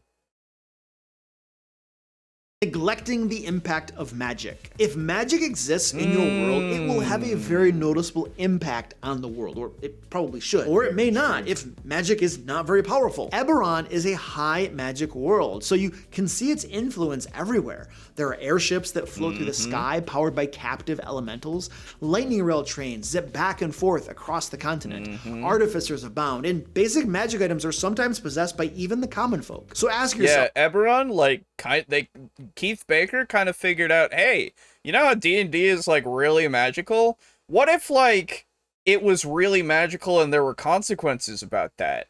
And then he made Eberron, and with the whole big fucking giant explosion of magic and all that kind of shit that was, like, a fucking nuclear bomb times 11, like, Yeah. it's... I gotta say, Eberron, I don't particularly like a lot of high magic fantasy, fair. but I really enjoy how Eberron has fleshed out the lore of their high magic fantasy setting. Yes. I think it's really cool. Yeah, Eberron is my favorite official setting for that reason and many others. how does magic affect your world? How does magic affect the culture? Does it impact technology, possibly fueling technological achievements? How does magic affect daily life? How do people feel about magic users? Are they accepted or feared? Your answers to these questions are going to influence a lot of other elements in your world. I will say that this Number is... 15, not in... Go on. We were both trying to pause it. No, you say your piece first. I was just gonna say, I will say this is gonna be tapered a little bit by, or you're gonna have to taper this a little bit when you're running, pre-made things that aren't Eberron, because they aren't necessarily going to gel well with like mainstream D&D modules, I would think. I mean, you can make it work, absolutely, and if you want to put in the effort to make it work better, absolutely, nothing's stopping you. Go fucking wild, man. But for what is it? The Forgotten Realms, they don't really have too much of the limitations, I guess you might say. And then I just wanted to mention, with regarding using fantasy name generator to come up with random NPC names. Yeah. I would heavily encourage anyone in the audience to just go on Fantasy Name Generator and just like fill out a page of like 6 tiefling names, 6 Aarakocra Yeah. names, 6 human names, and like do that for like every town or village or whatever you're making. Of like, if I just need a random shit NPC that isn't written into the story, Yeah. but oh fuck, the party is interacting with someone right now who I may need to name. I just keep names on standby. Yeah, for sure. Involving your players in the process. Yes, it is your world. However, your players interact with your world during every game session you run.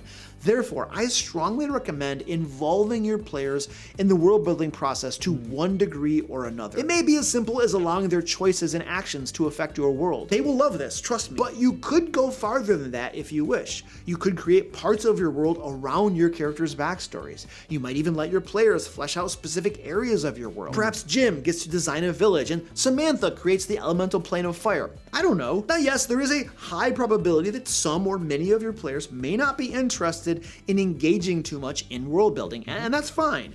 But for those that do, I guarantee you they will be that much more interested in your world and in your game. But that's just what I think. What tips do you have about world building? What mistakes have you made? And remember, if you'd like to support my content and help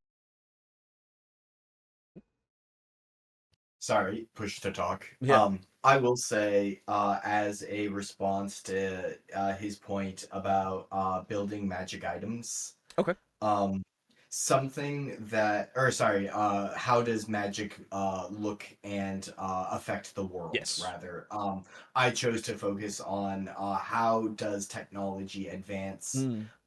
And like what fucky stuff are artificers pulling off that may be changing society, especially in that nation that worships the god of like knowledge. Um, and to be honest, I just took like some real world objects, and like D&Dified them. And like that did help give me an easy few objects to give me sort of like a starting board, I guess. Um, but I didn't want too many of the objects that had been created to be like real life inspired, I guess. I didn't want it to feel too watered down. I still wanted to have that like very like fantasy Yeah. element. Yeah.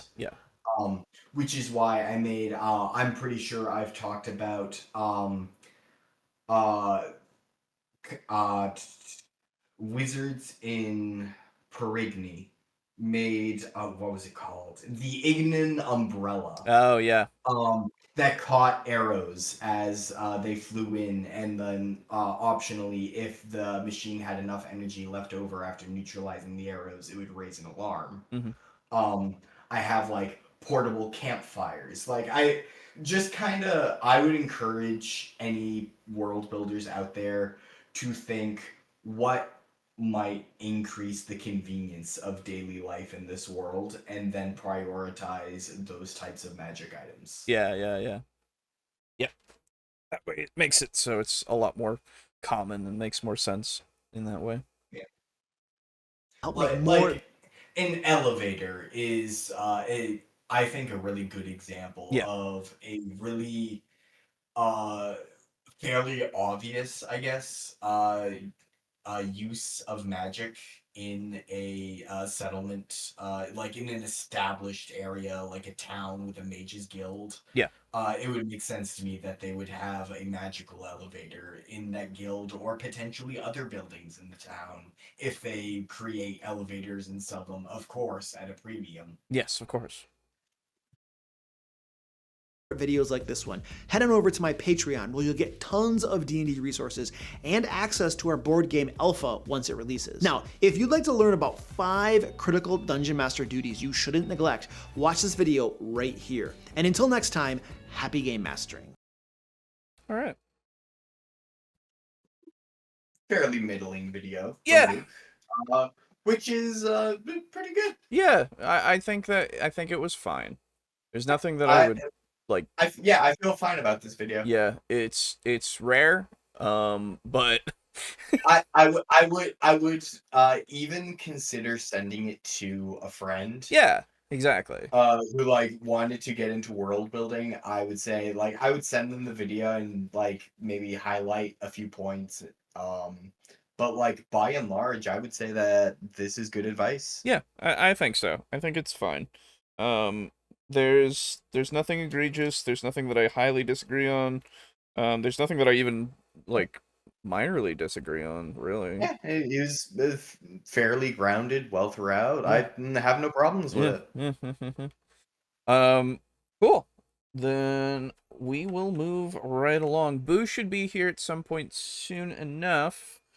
But I figure that we could go a little bit on a blast from the past.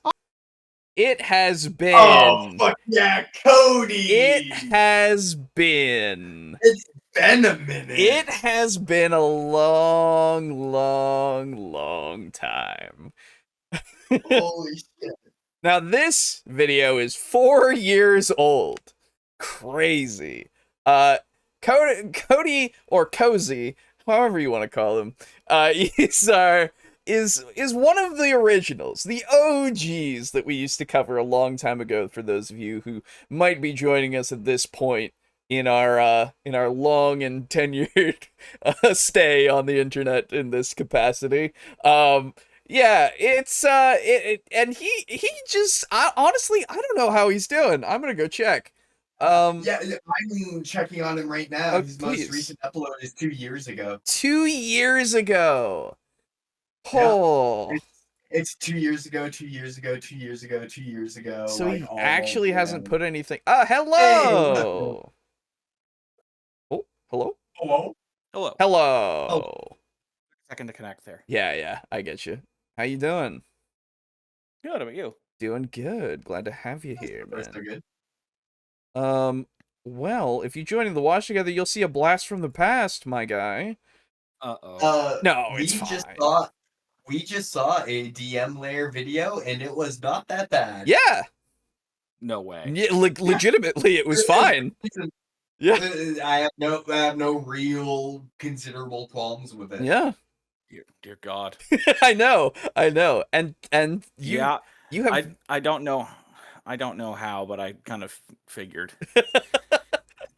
Well, yeah, so you have come into the perfect moment for us to get a little bit of a nostalgic trip back to our early days with Cody. I don't know how bad this is gonna be. Let's be fair. Okay, so now is this one of his more recent ones? This was 4 years ago. He has not made a video. Aiden just checked 2 years. So yike. So yeah, he seems to have. I hope he's doing all right. He seems to have disappeared off the internet, which is fine. You know, it's unfortunate. I don't want anybody to have to disappear. You know, it's just it's one of those things. I hope everything is going okay in Cody's life. Yeah. Actually, I'll take that back. I will amend that to I hope everything is going good in Cody's life. There you go. And I would like to congratulate him for successfully touching grass. True.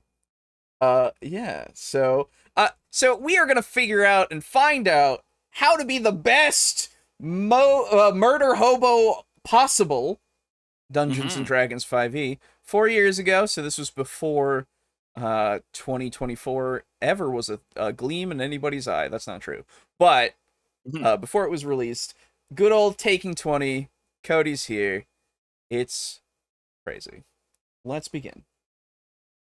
Odds are, if you've been playing Dungeons & Dragons for any real length of time, you've come across a few, as they are affectionately called, Murder-Hobos.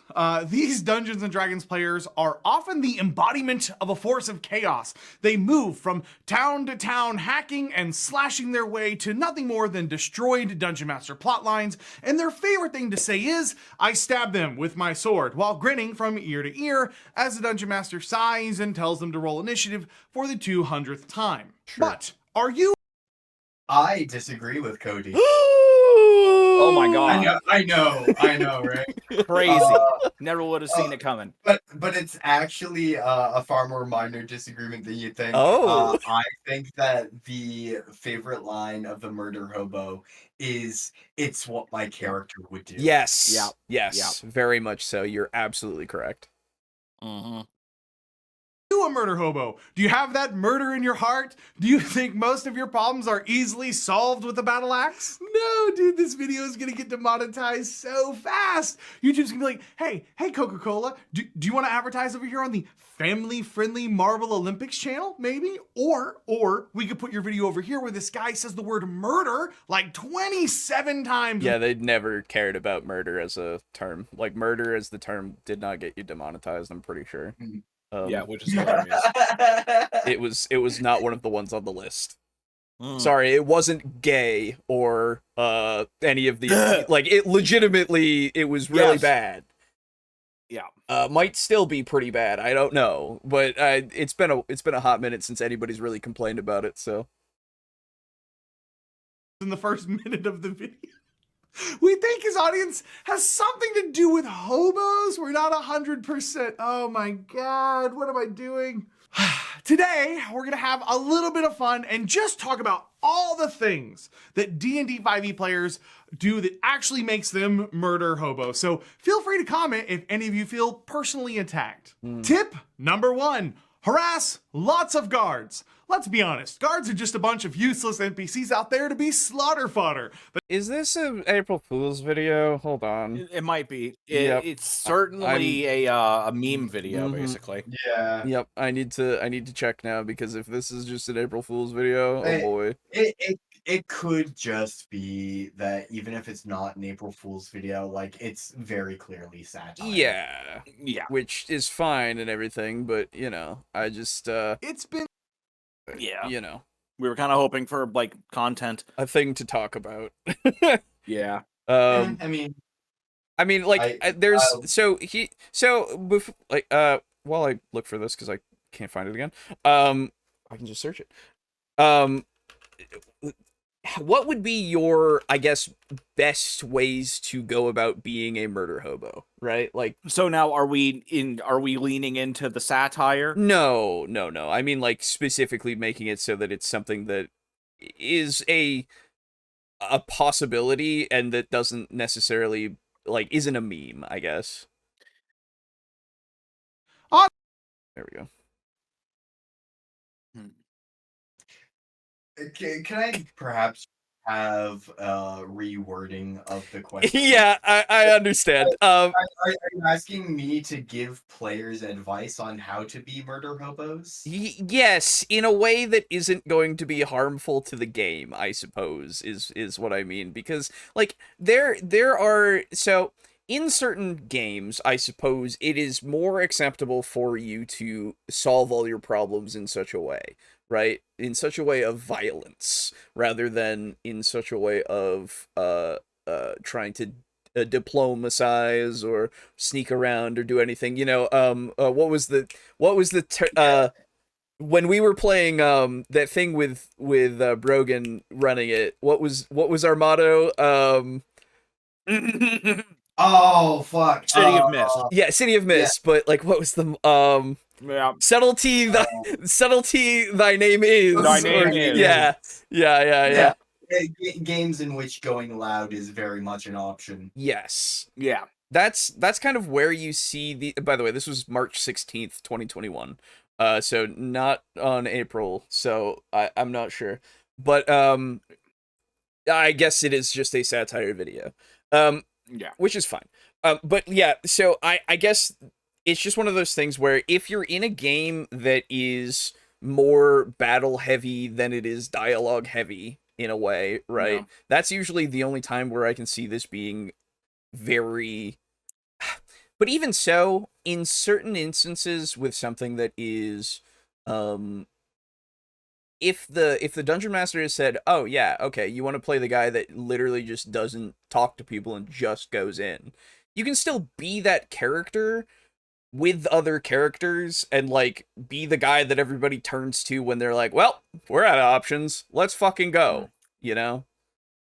So I can think of a situation where being a murder hobo can actually benefit the campaign as a whole. Okay. However, it is not a situation that is a permanent thing. Like, you Yeah. can't just be a murder hobo forever. Right. So, have you ever heard the age-old tale of the prisoner dilemma? Yes. Specifically the D&D one. Okay. No, For the not specifically the D&D one. Okay. Well, here's what it is. Excuse me.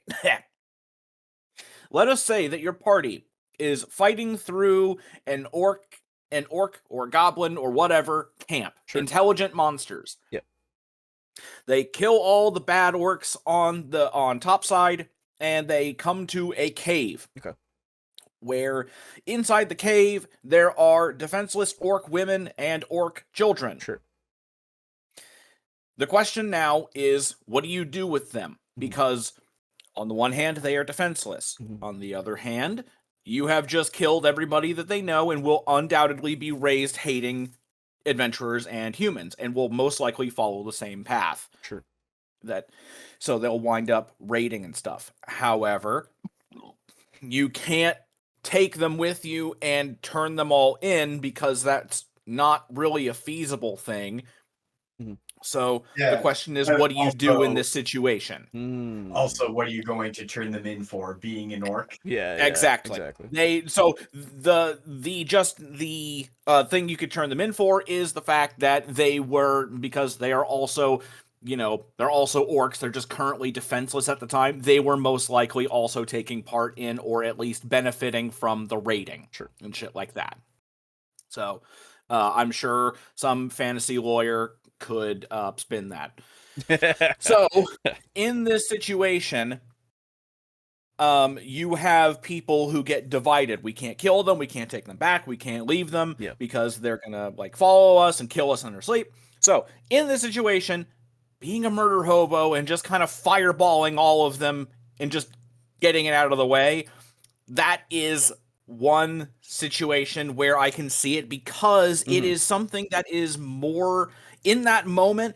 You're gonna have arguments between PCs and potentially even players. Sure. So to basically just nip it in the bud, bite the bullet, and be the evil bastard and be that murder hobo, that can kind of alleviate that situation. Sure. But again, War crimes are only relevant if you are a country fighting another country in a recognized war. That is very true. If you are a group of 6 loosely affiliated people all killing orcs for the money, Yeah. there is nothing stopping you from killing them all. True.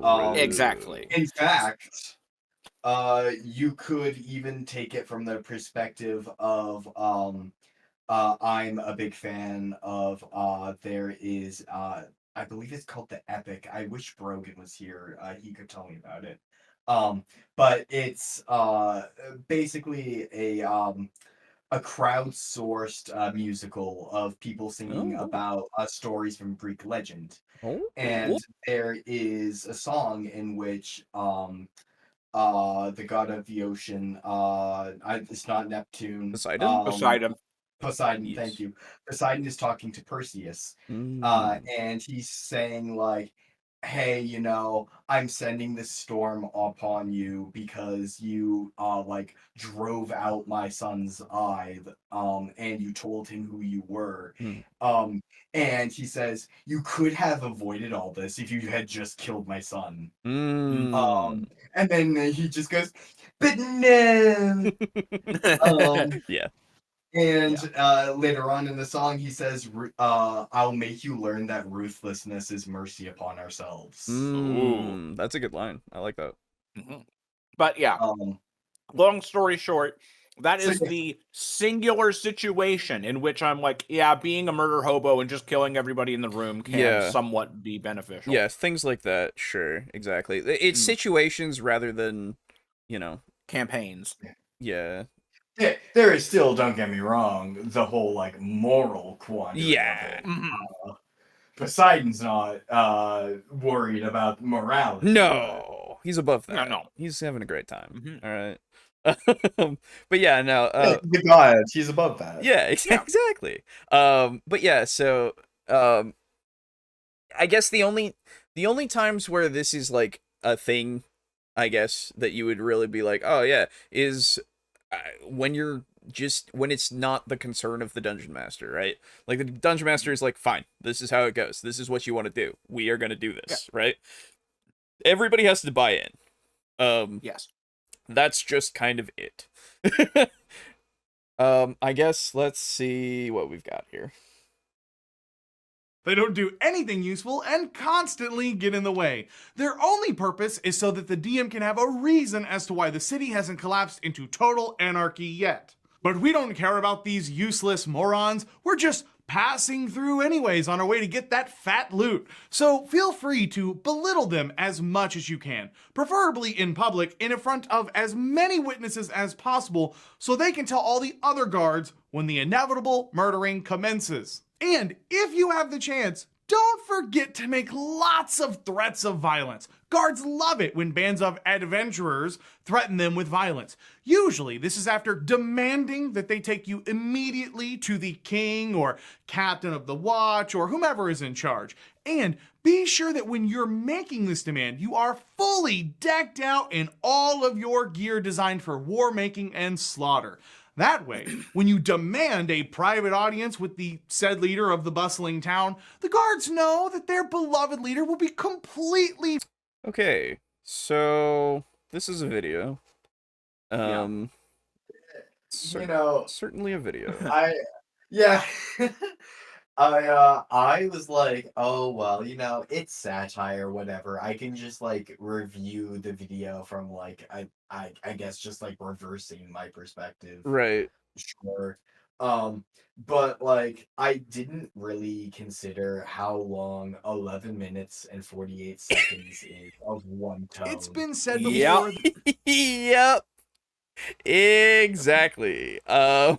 So if you might actually just veto this one. Yeah, thank you. I will go and search through his channel real quick though, just to see if there's anything that might pique the interest, from back in the day. Good stuff. Good stuff. This is basic. This is just about nothing. Yep. Very much so. Yeah. Bad dungeon master advice and better options instead. Give me the link. 1 second. That works for me.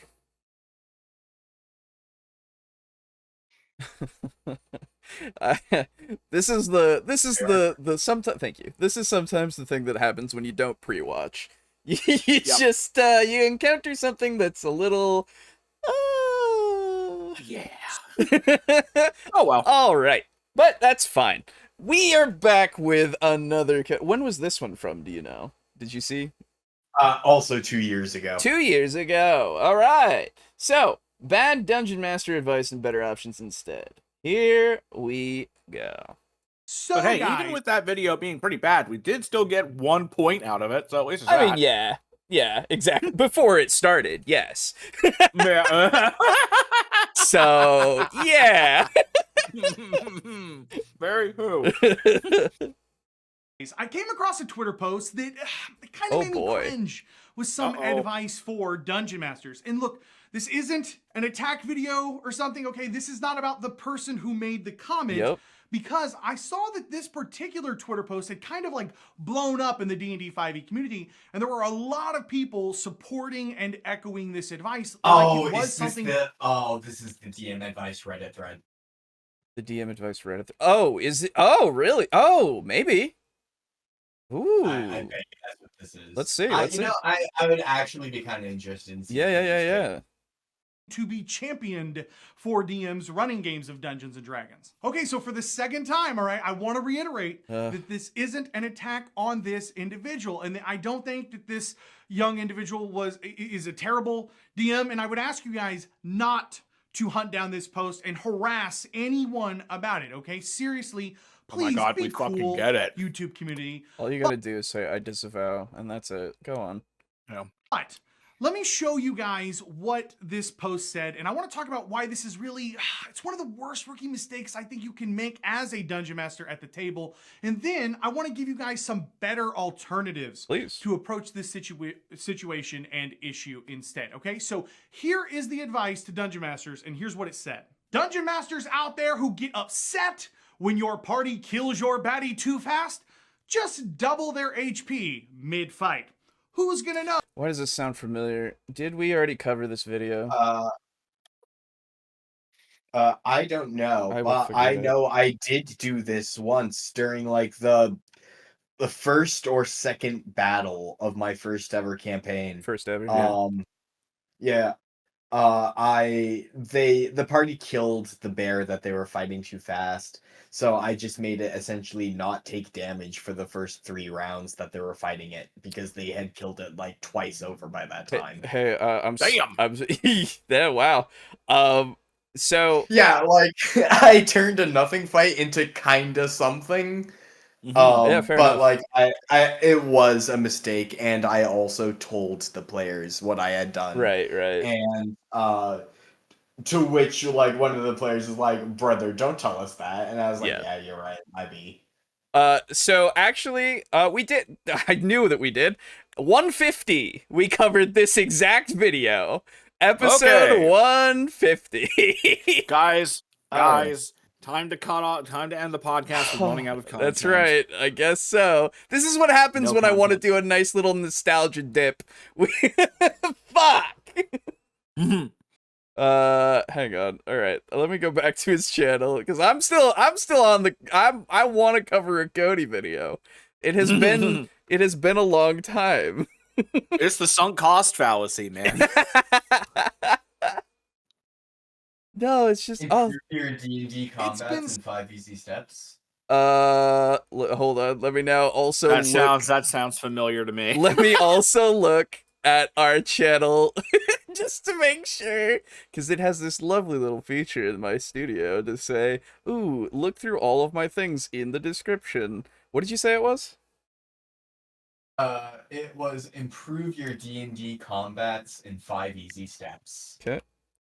Improve your D&D will get me there.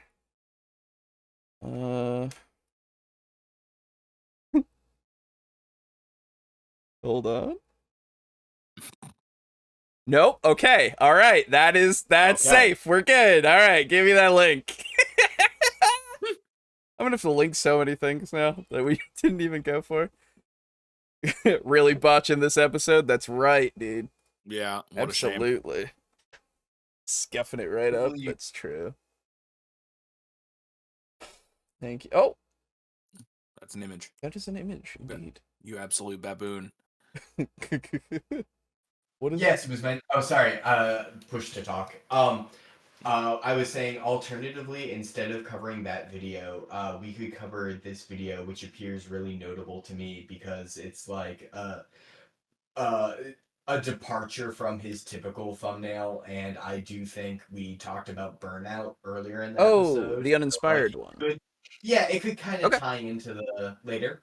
if Yeah, you want. sure. Let's. All right, I will link that one. Yeah, that works for me. I'm fine with doing uninspired. That is totally fine with me. Holy shit, that's fucking 50% off. Oh my god. Thank you for the link. All right. Okay, let's talk about being uninspired, everybody. Let's talk about burnout, all that kind of stuff. That's exciting. Woohoo! High energy. Here we go. Alrighty. Yeah, uninspired, dealing with burnout and more. Here we go. I have sat down in an attempt to write scripts for new videos for weeks now to no avail. This was 4 years ago, by the way. This wasn't 2 years ago when he actually did just leave. So, we'll see. Okay. Halfway through a script, hating it, starting another list format, hating that, 3 different kill your party videos that left me uninspired after a couple pages. That's maybe a weird thing to admit. In a way, I've felt like I was out of mojo. Yeah, that's definitely a weird thing to talk about, but I just kept wanting to talk to you guys, to tell you in a video, but that's not really me, typically. right? It's probably my upbringing, but I'm kind of an asshole to people who make excuses. Frankly, I feel like people complain too much and whine too much about little stuff. And how could I complain about anything? I mean, because of you guys, my job is great. I get comments every day from you incredible subscribers and even you lurkers out there that are super supportive. The kiddo is lonely at the moment, but we've had a ton of fun teaching him how to swim this summer. And when so many people are stressed out about their job and their income and other stuff, we've been really blessed so far. And then there's my pops, who's been in the middle of fighting cancer, which has come in the middle of the COVID outbreak. Yikes. And a little update, he's completed his surgery, and because he had his esophageal cancer, he technically won't go into remission. According to the doctors, that's it. They cut it out of him. Then there has been all of his recovery, which has been brutal, which I won't go into the details, but it's been a challenge. And it's not like I could go see him in the hospital with COVID right now. There's been no reason I couldn't sit down and bang out scripts for new videos. But man, there's just been No, that is a reason. No, that is absolutely a reason. I don't know what you're on about. Jesus. My guy, it is okay that you were feeling this way during this whole thing. You are a human being, Cody. Yes. You have your limits. Yes. You have your stressors. It's okay. Give yourself a break. Yes. Now, I hope that everything is still okay and still going well. 4 years later, at least at this point. But I know during the height of it, yeah, man. It wasn't great. I lost my grandmother during COVID. That was a whole thing. Yeah, it's just you can't really go to people during that kind of thing. So yeah, it's not great. something in the air. I haven't been inspired. And then it hit me.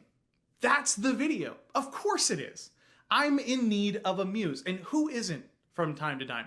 Dungeons and Dragons and other tabletop role-playing games are supposed to be our escape, our fun activity, our hobby.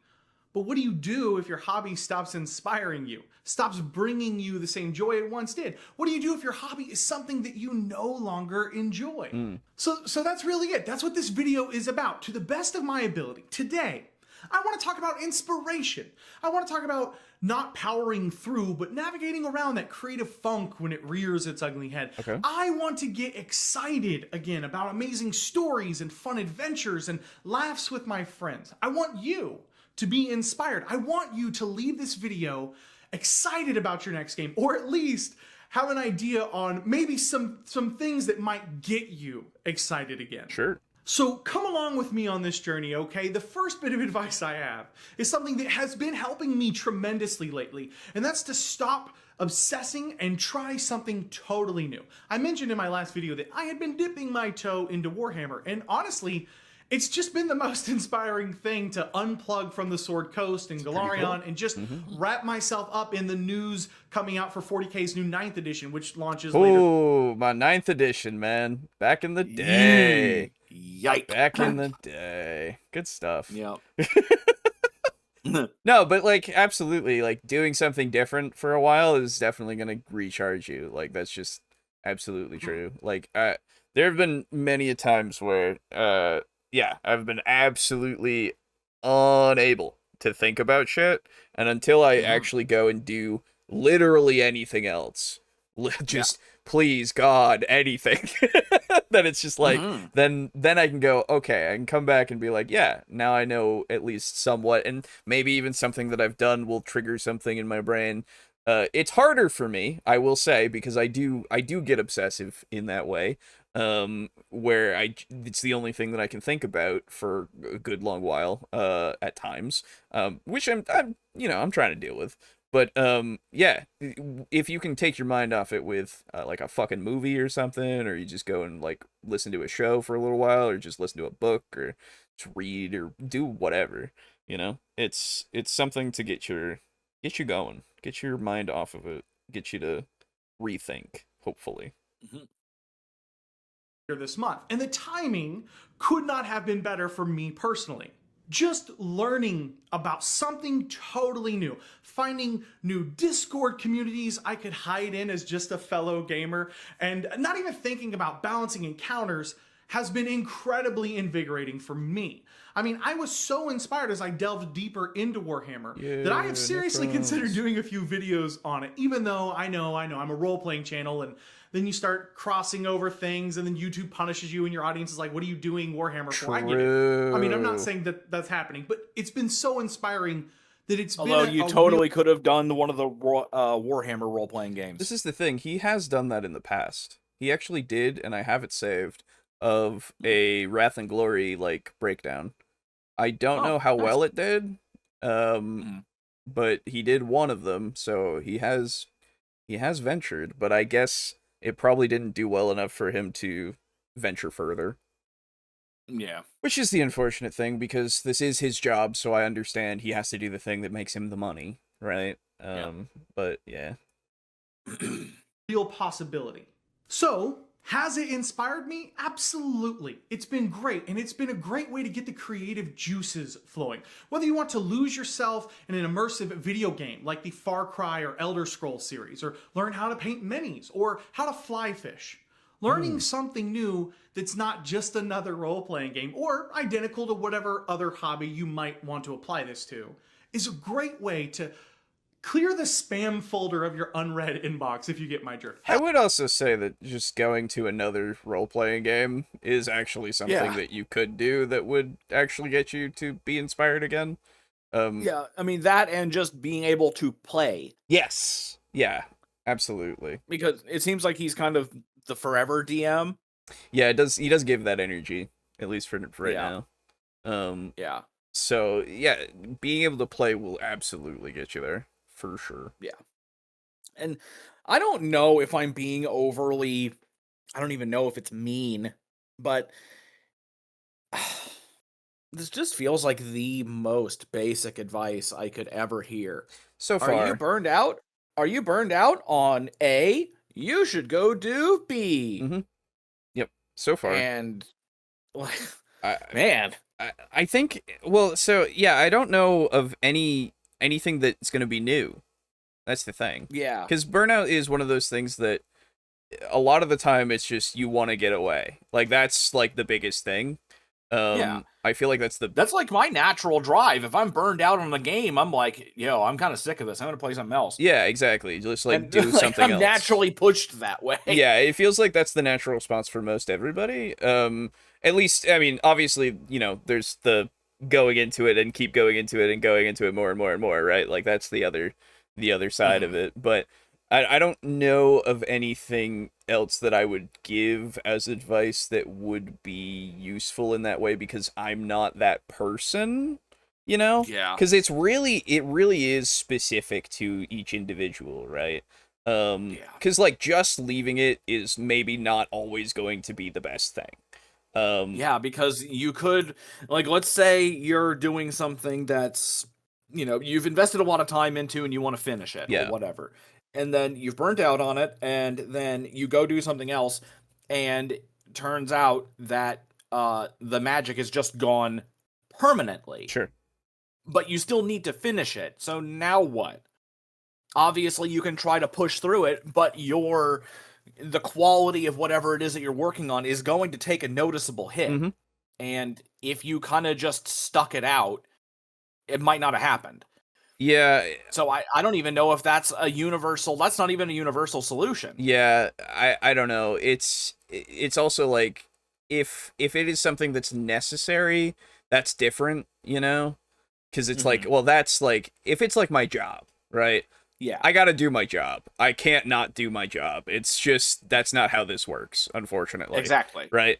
But if it's something like a hobby, then it's like, well, yeah, we can just put it down and go do something else, and that's fine. And if it's something that we're completely, you know, giving up on, that's also fine, right? But yeah. But I think the issue with that even is the fact that in this case, it is his job, and he did still get burned out, and he still tried to, you know, had to walk away from it and stuff. Which is, again, it works for him. It's worked for him, and that's good. Yeah. And there is times where, yeah, it's not going to work for some people. And Yeah. yeah, it's just, again, I feel like literally any of these videos should really start with, this is what works for me. It might not work for you, but this is at least what I have been doing. Right? Yeah. And honestly, I feel like a more useful video would be one that is like, hey, I burned it, obviously not in so many words. I burned out, I did something else, but here are some methods that I have used to be able to push through without it being torture. That I feel like would be much more useful. Sure. It depends, right? We'll see what else we've got here. Might be something like that. We'll see. Yeah. Hell, learn how to dance if you're stuck at home Hell right yeah, now with man. your partner. Okay, by the way, This is also something to remember. The framework of this is during COVID, when you couldn't fucking go and do stuff. That is very true. So there was also that was going on, and like that was enormous pressure a lot of the time, at least for those of us who were responsible. Haha. I still had my job. Well, I was lucky. I didn't lose mine. yeah. But it was just one of those things. Burnout was kind of prevalent in the zeitgeist. Yes. I guess. Everyone was just kind of fucking feeling it. 2024 or 2021 was a shitty year. Yeah. At least for the vast majority of people. Yes. Yeah. Because, like, the people who were out in society on the regular and kind of needed that social interaction all the time, oh boy. Yeah. They were not having a good time. But honestly, people like us, we kind of dodged that bullet just because we're so used to this. We were built different. We were. We were assembled incorrectly. True. Specifically to the young men out there watching this video. Oh. One of the best decisions Hello. I ever made in my life was when a buddy and I joined a swing dancing class when we were at college. Yes, I know.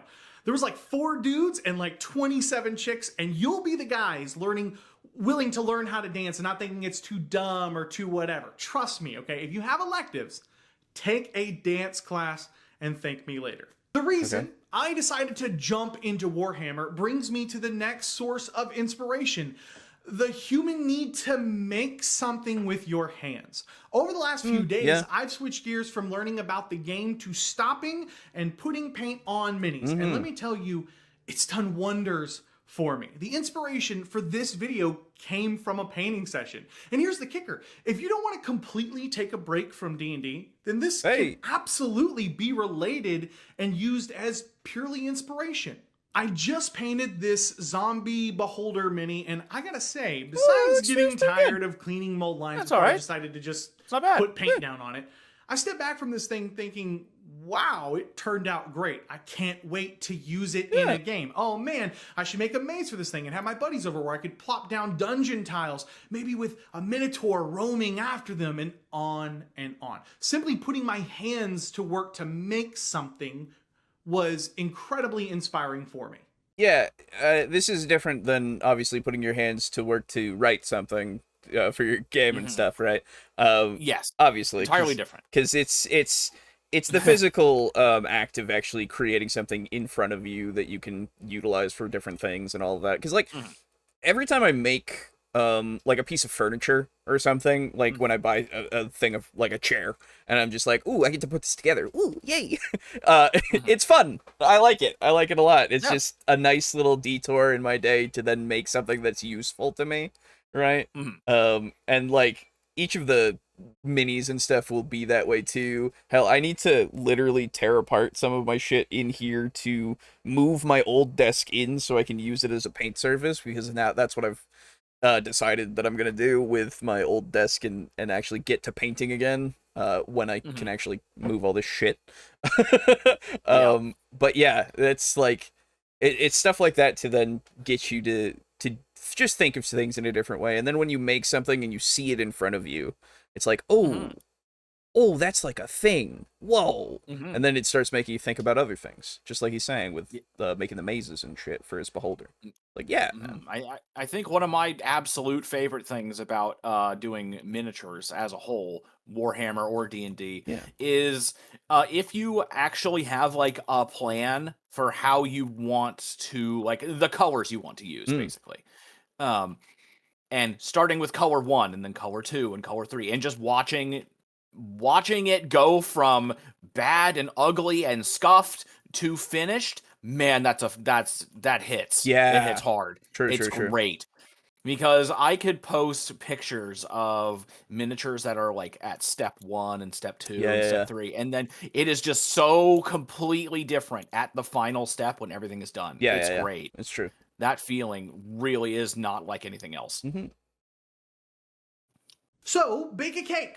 Make a dice tray and buy a cheap wood burning kit to detail it. Glue some popsicle sticks together to make a silly set of coasters or a dice timeout little jail. Just get your hands moving and your brain engaged on what it is you're trying to make. It's incredibly therapeutic and definitely inspirational. Something else I've been trying is to read a new book series. Well, I mean, to be fair, I really mean listening to a new book series in my case. Though I probably should have chosen something a little more campy and fun like Dragonlance, because I've been reading the Witcher series, and let me tell you, things get bleak, like depressingly bleak. I can't wait to read it someday. Witcher is a great choice, Yeah. Cody. Yeah.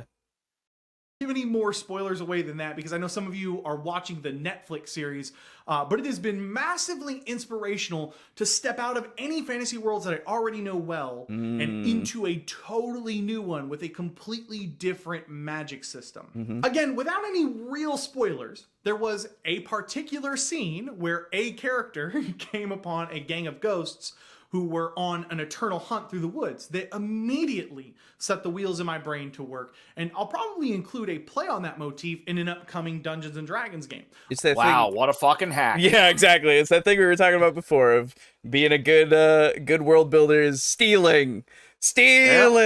Yes. Getting your inspirations from many different sources, please. It's like when we were talking about runes a little while ago, when we were talking about magic and stuff. Just being like inspired by the way that runes work differently and how they could interact differently inside of, you know, D&D or any kind of fantasy setting, and just like thinking about that then led to, oh, the words themselves, oh, the giant society themselves, you know, all these kinds of steps. Oh, RuneScape. Sorry. Oh, RuneScape exists also. Yeah.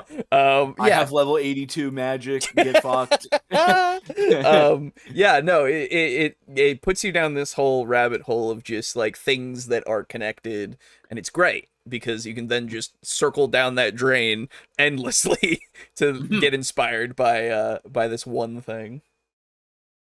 Also, The Witcher is so different than I thought it would be. If you enjoy philosophy with your fantasy, you will love The Witcher. Links down below. Peter Kinney is the narrator, and like Victor Bovine, he doesn't disappoint and just brings all of the characters to life so well. Highly recommended with the audio version of that. Cool. Something else.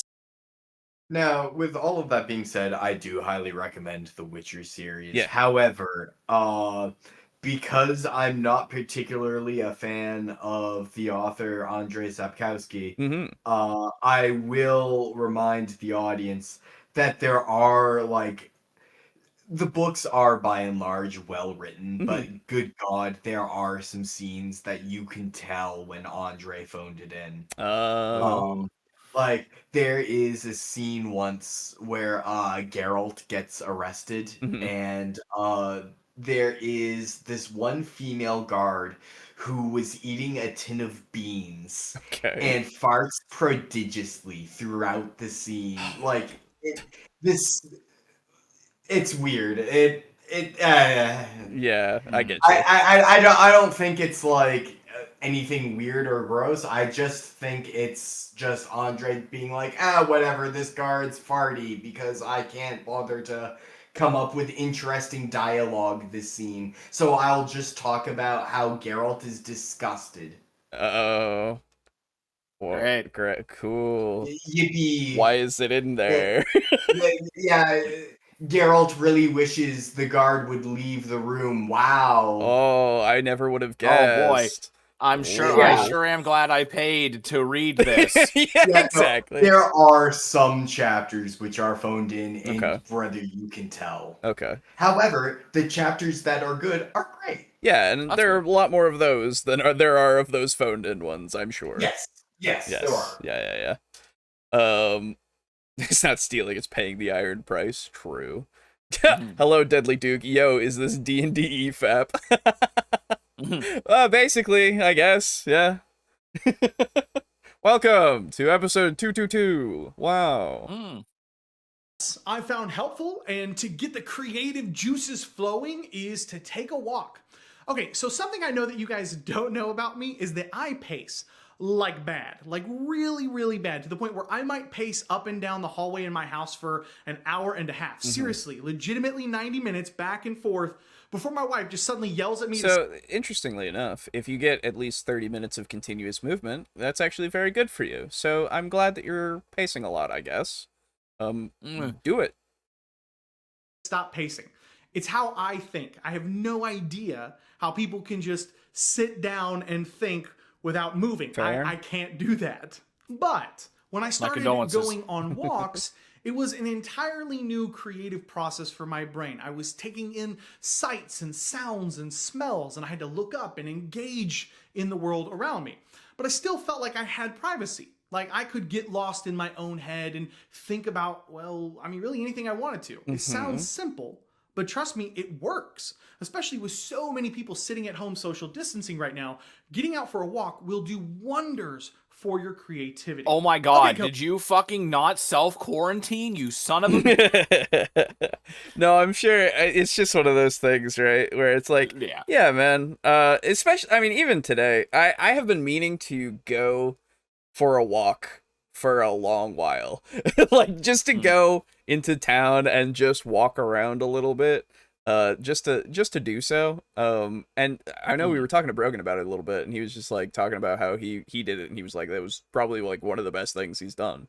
And oh yeah, walks are great. Yeah. I always find myself putting off walks because I'm like, oh, I'll take care of that later today. And I don't know why, because the walk is always one of the best parts of my day. That's fair. Yeah. It's one of those things that I need the time for it, and I need to just take that moment and just force myself instead and just of do it. Yeah. Yeah. It's Don't contemplate it, just do it. Exactly, right? Cody, but what about actual inspiration? Something that will jumpstart your desires again, something that you can bring with you to the table and be excited about. Well, okay. Let's start with... walking in nature is always better, IMO, even if it's just a great reset, 30 minutes minimum. Yeah, exactly. It is just one of those things to just have a second to just kind of exist, you know? Like, you don't have to worry about a lot of stuff, you just go out in the world. I just don't like the sun, man. It's warm. It's fucking hot. Yeah, especially Not in these that days. fun way either. No, that's right. It's especially these days. It's like been 80 or more these days, and I'm like, Jesus, please. Hey man, Alejo, I'm gonna change your life. Okay. Those parks, right? Yeah. Those still exist at night. So if you have a day when you're not working tomorrow, oh, dude, go to a park. Yeah, no, just it's true. hang out at night, breathe the air, bring a fuck it, dude. No one's there. Bring a picnic.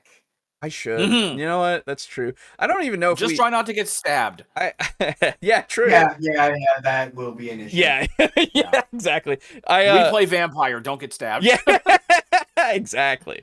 Yeah, no, I think my place that I'm in is pretty small, so like I don't think we have like an actual park. I would just walk honestly through the city or town, whatever. Anyway, what I think through is the metropolis. Indeed. Obvious place, world building, for all you dungeons masters out there. Why not take in some themes and motifs from outside influences and bring them into your world, aka steal a bunch of cool stuff? But the best place to start, and finally all of us parents get the advantage here, that's the animated films from Disney and Pixar.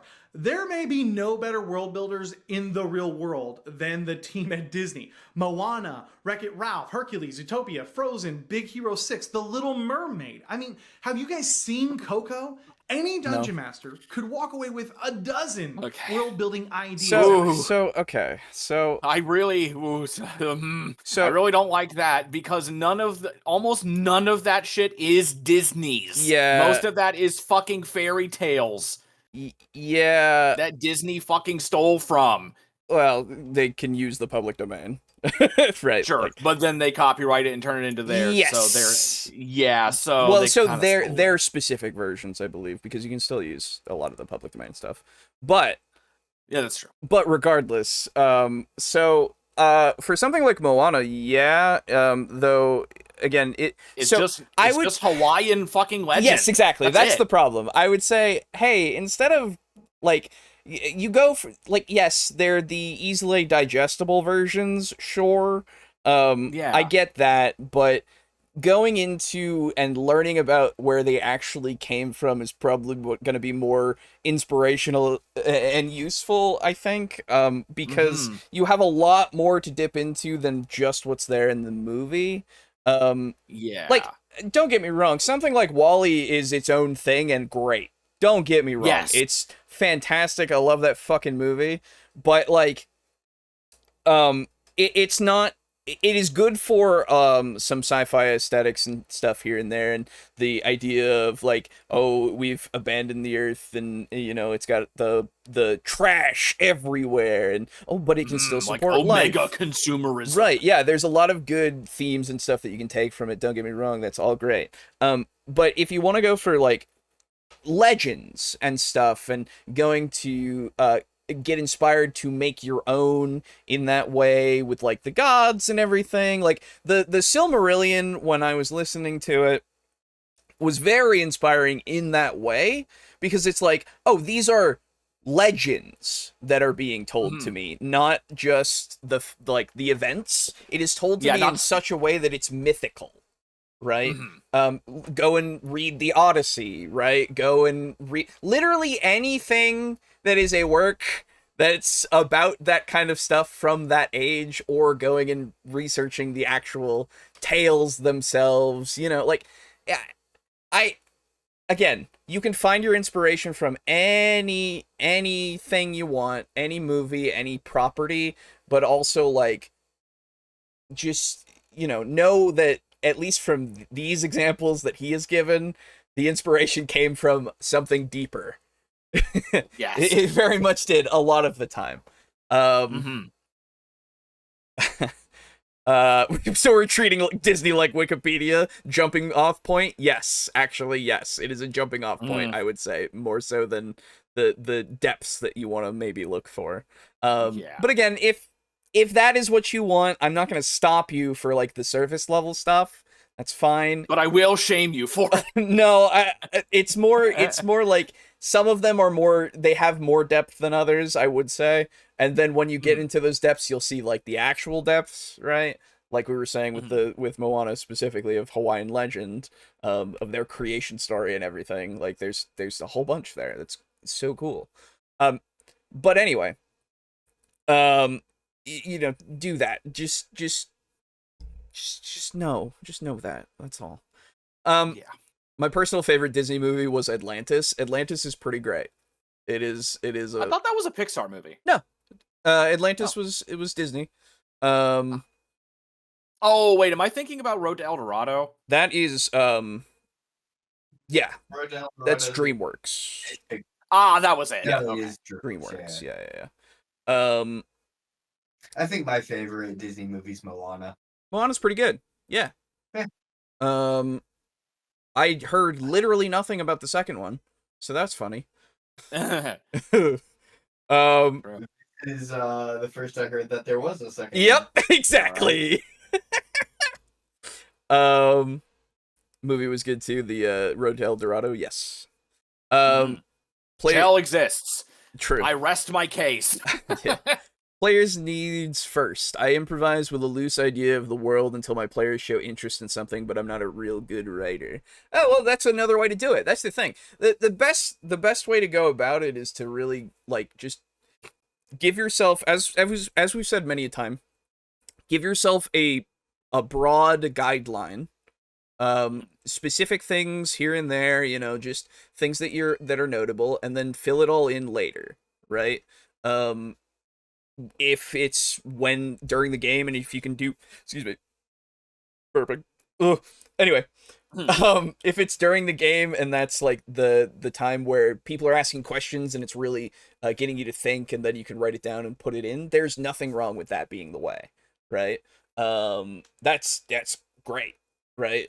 Because then it's like an experience that you're also having your players contribute to because of their questions and because of the things that they have kind of made you think about. So you can really flesh it out that way, and then it becomes really tailored to them, even, which is another just great thing to have happen. Disney completely lied about Titans and Hercules. Yeah. They made Zeus a nice guy. Like, what the fuck? They did. Weird.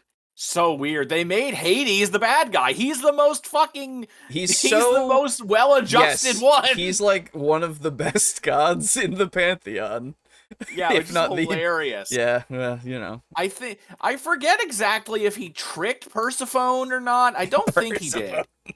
I know it's Persephone. Don't worry. No, I know. I played Smite. I know it's Persephone. Yeah, no, it wasn't a trick. It was I think it was a deal. I think it was a bargain. I'm pretty sure. Yeah, and then she actually like wound up falling in love with him.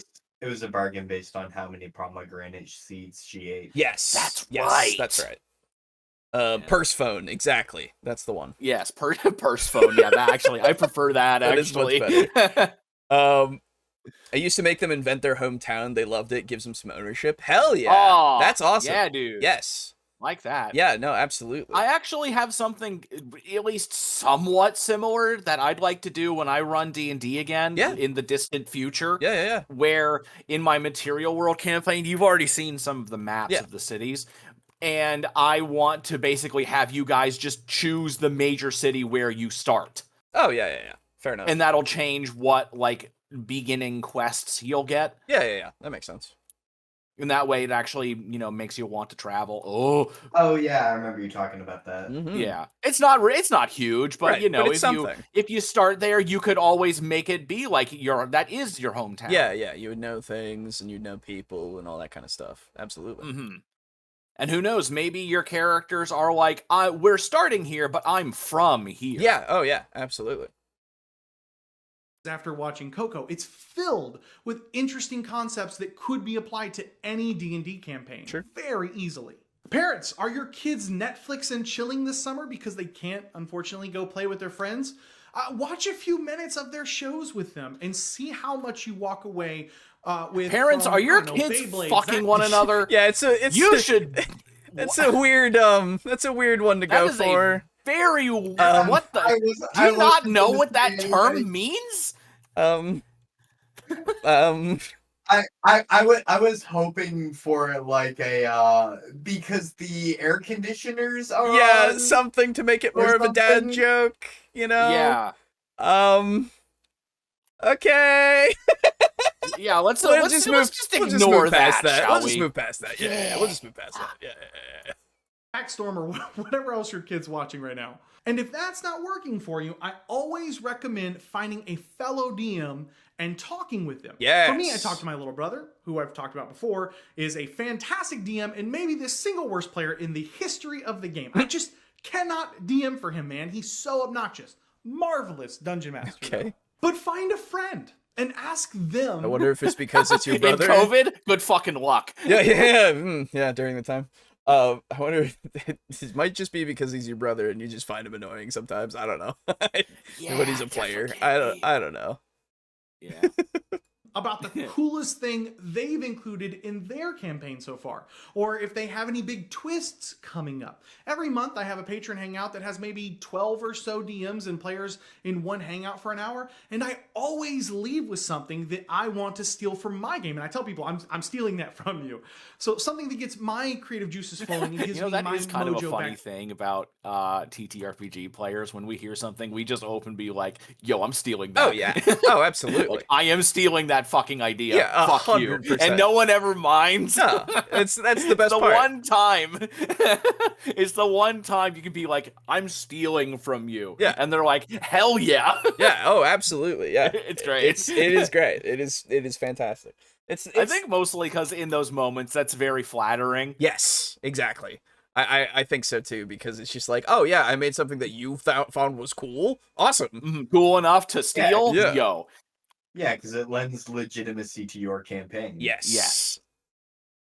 Behind the screen is just talking to another DM, especially about the cool stuff that they are doing. My only tip though is to avoid picking one of your players to be this particular friend. Yeah, of a course. peek behind the curtain here might rob them of some of the magic of the campaign. Yes. But just being able to talk about your campaign might be enough to get you over that creative hurdle, to get you excited about where it is that you are heading again. Man, I'm sorry. Just the previous image was the Harlequins, and I went, oh. Yeah. I'm not even like Pancreas no work. I'm not like a gigantic elf simp, but man, I'm so sad. Yeah. I wish the Eldar got more love. Yeah. By reminding you of Them and the where your Votan. campaign is started Yeah. from. Another great source of inspiration that I've recently The discovered Eldar is- got plenty of love in the 80s. True. That's right. It's like they get lots of love in terms of rules, not at all in terms of models. Yes, exactly. Because they are like always fucking oppressive. Yeah. Yeah. is the Seventh Sanctum story generator. This is really more for writers than, say, Dungeon Masters, but they all have a little tag on the end that says this random thing is a major part of the story. And typically, these major story elements are very genre neutral. So it can be used in a romantic novel, or it can be pulled into your D&D campaign. And finally, I want to mention that sometimes the best way to get excited about something again is to stop doing it. Yeah, you heard that right. There's a reason the saying, absence makes the heart grow fonder exists. And it's not just for breakups, okay? Take a break and just stop. Definitely take a break from the role-playing Twitter community, okay? Unplug from You that, shouldn't trust even me. be a part of So that to if you're a begin player- with. Yeah, it sucks. You shouldn't be on Twitter, period. It's not great. Overtuned at the start of the edition, usually, in my opinion, then real bad by the end. Yes. Oh, you know what? Yeah, that is fair. That is honestly how it goes. Yeah. And then, and then they just never get any models, so it's cool. Yeah, very sad about that. Anyway. Because they have so many cool fucking units. And shit in they have a their- lot in of the cool lore. It's just, Yeah. But hey, we need another 3 Primaris lieutenants. that's right. and you're playing every single week right now, and your game is getting less and less fun, then take a break from it. That's why you do it every 2 weeks. I mean, come on. It's been great. I've never felt burned out, actually. Like, the only times where we don't play is because somebody's away, or, somebody just... or something unrelated to the game happens. Yeah, exactly. So, like, I have no issue with this. I'm fine with this. Mm-hmm. If you need to take 4 weeks off and then jump back in with your group, then do That's it. what we did with the first one, the first campaign. We would take Yeah. months off. Yeah, that's why that one stayed. That's why it went great. Yeah. I mean, we finished it. We so did fuck finish it. It is true. It was great. It was good times. Gotta get the Space Marines out first. Must get new players. That's all that matters, right? Exactly. Yeah. That's right. Fuck the established whales. True. God damn it. Well, they'll still Oh. buy it. That's the thing. Doesn't That's matter. true. Those They'll- Yeah. Do it. talk to your DM, set a start and stop date well ahead of time, and take a little time off. Most likely, you'll be really excited the closer the date gets for jumping back into the game again. The closer that... You know, the other thing that I would suggest for this is to change out your character. You might actually want to just temporarily play a different character, potentially. Yeah. Just to have that newer experience. Like, maybe it won't work necessarily, I don't know. It depends on the table, it depends on the story point, it depends on where you are and all that kind of stuff. But it could be something that does get you to go, ooh, actually, maybe I do want to... This was fun. Yeah. Again. And then you can go back to your other guy. If that's the problem, obviously, maybe it's not. I don't know. And for DMing, maybe honestly, with the DMing thing, we were talking about have somebody potentially, if this is possible, have somebody else run something else for a one shot. Yes. Just do a one shot, or you do a one shot that's just completely unrelated. You know, like anything to get you out of the hump. Hour of a break. I don't know how effective that would be if the issue is you're tired of DMing and the answer is to DM again. Yeah, well, so it might be different just because it might be something different. That's the thing. Yes, right? Exactly. Like in the sense if that of, is if the sameness of the game is the issue, then yes. But if it's DMing as a whole, that might not work. Exactly. It's just, I'm just throwing out some other stuff. Yeah, don't worry, I'm just throwing it back in your face. You're good. You'll start getting more and more excited about jumping back in that campaign.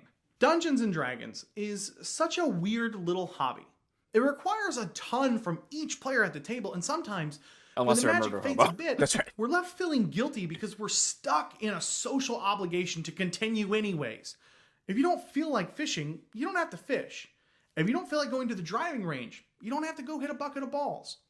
But if you don't feel like playing D&D, you still have all of your friends counting on you to show up.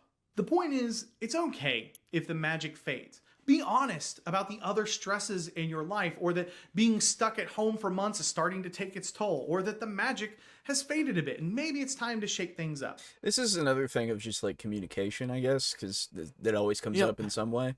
Of like, hey, if you're at your table and everybody's really like, this is why every time we are gonna play, we go like, oh, are we playing? So that everybody can go, hey, yeah. I feel like we're good, or, oh, I'm actually not feeling great about it right now, or, oh, I'm dying right now. Ooh, it sucks. Unfortunate. What a shame, Aiden. I didn't even think of that. Give me a second. Yeah, just very pointed. I was like, I'm dying, and then I was like, did I just hear my name? Yeah. Yeah, no, but like legitimately, you're still in your coma. Yeah, no, yeah, it's so like, but like being able to talk with your friends, your group, whatever, and make sure that everybody understands, that this is something that anybody, like, I feel like it's the most important thing to stress is that this isn't an obligation. It's not. It's a game that we all want to play together. So like, why would we make it feel like a job, right? Something that's forced, right?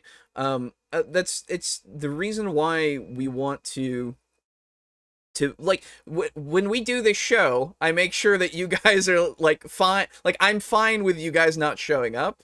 I'm fine with the fact that sometimes we won't do the show because I'm not feeling it, or you're not feeling it, or anything is going on, because it is not a job. Indeed. We don't get paid enough. Yeah, and even if we did, I wouldn't change the way that we do this. Yeah, because it's just not how I want it to go. And like the same to be said with the games, the same to be said with everything that isn't necessary, right? The only thing I think I know the reason why that happens in D&D, though. Yeah. I think it is because it is specifically a group hobby. Sure, and yeah. if you aren't feeling it, but everybody else is, you don't want to be the one person who's canceling the game for a bunch of other people who did want to play. Right. And I get that, and at the same time, I'm like, well, I don't feel like that's something that I feel like that's something again that we should talk about beforehand, right? Because there is and something that, like as friends, that fear Yeah. doesn't need to be there. Yes. Or at the very least, it shouldn't be. Yes, I would agree 100%. So it's why you want to say, all right, well, sometimes we won't play. That is okay with me. You know, or sometimes, hey, you guys can play and I won't be there because sometimes I just don't have the time or energy right now, you know, and like, as long as you've established these things beforehand, you're fine. So please talk to people in your groups. Use your big boy or your big girl words. That's right. Your open and honest also- communication, as was always said. Yes. Oh. And Another open and honest communication better be clear too. Sorry. Yes, that's right. I forgot that part.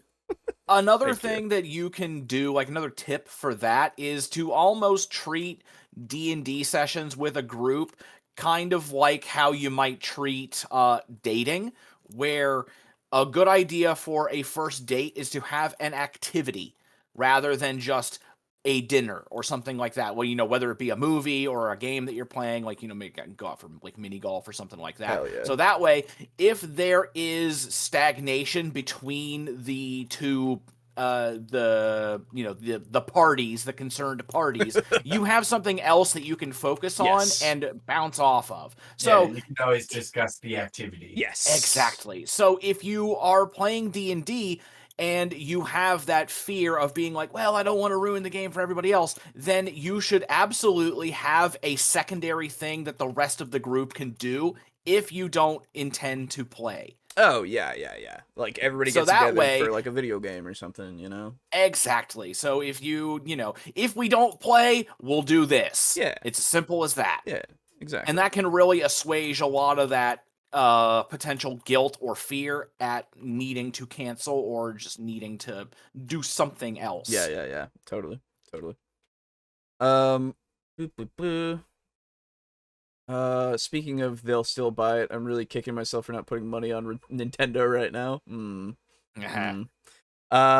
If you ever feel stuck, need more open communication with the group. That's right. There you go. The whole feeling of everything being transactional is a very big problem in a life all around. Yes. Yes, very much so. Yeah, it's not, and it should be viewed as more of an activity, as you said.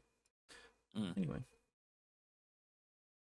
Being honest about those things will only put you on the track to being inspired again that much quicker. It happens to all of us.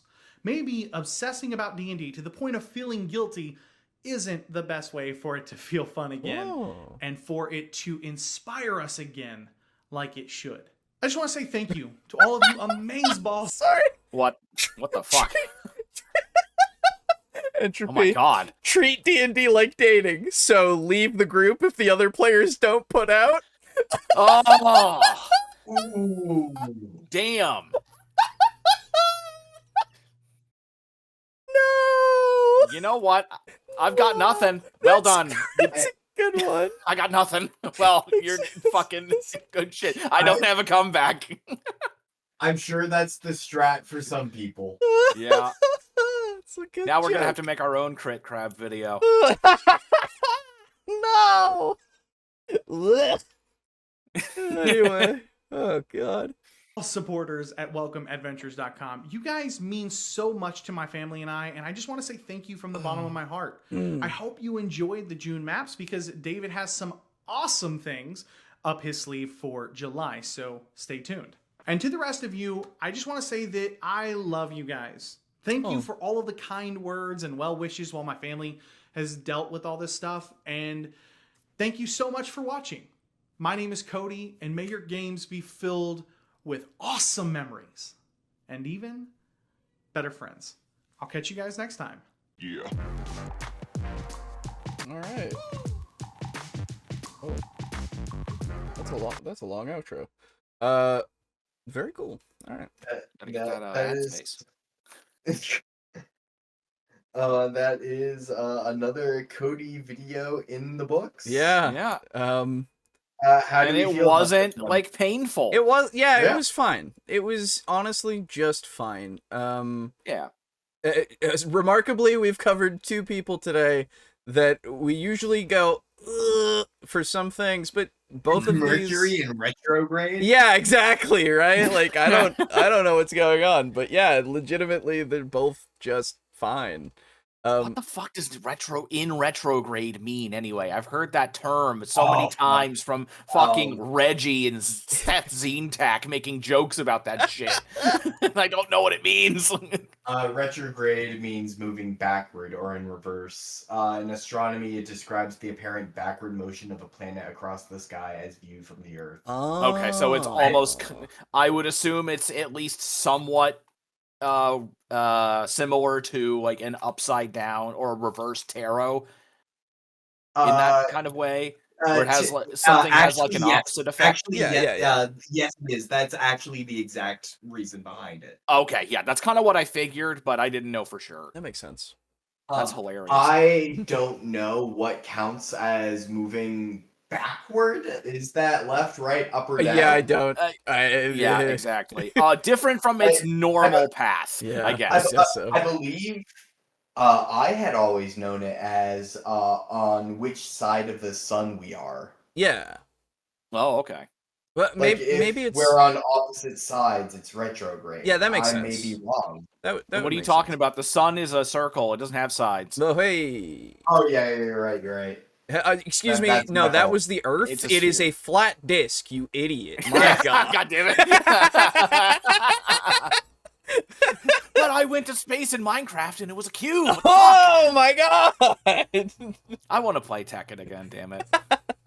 Tekken is cool. Tekken is Tekken's neat. very fun. Yeah. And if we play Tekken 3, then there's nothing in that mod pack that'll crash the server. Oh. I hated that. Oh, is so that why much. we stopped playing the last time? Yes, because I was just working with another one of the mods. It was Equivalent Exchange, which is like alchemy stuff. Yeah.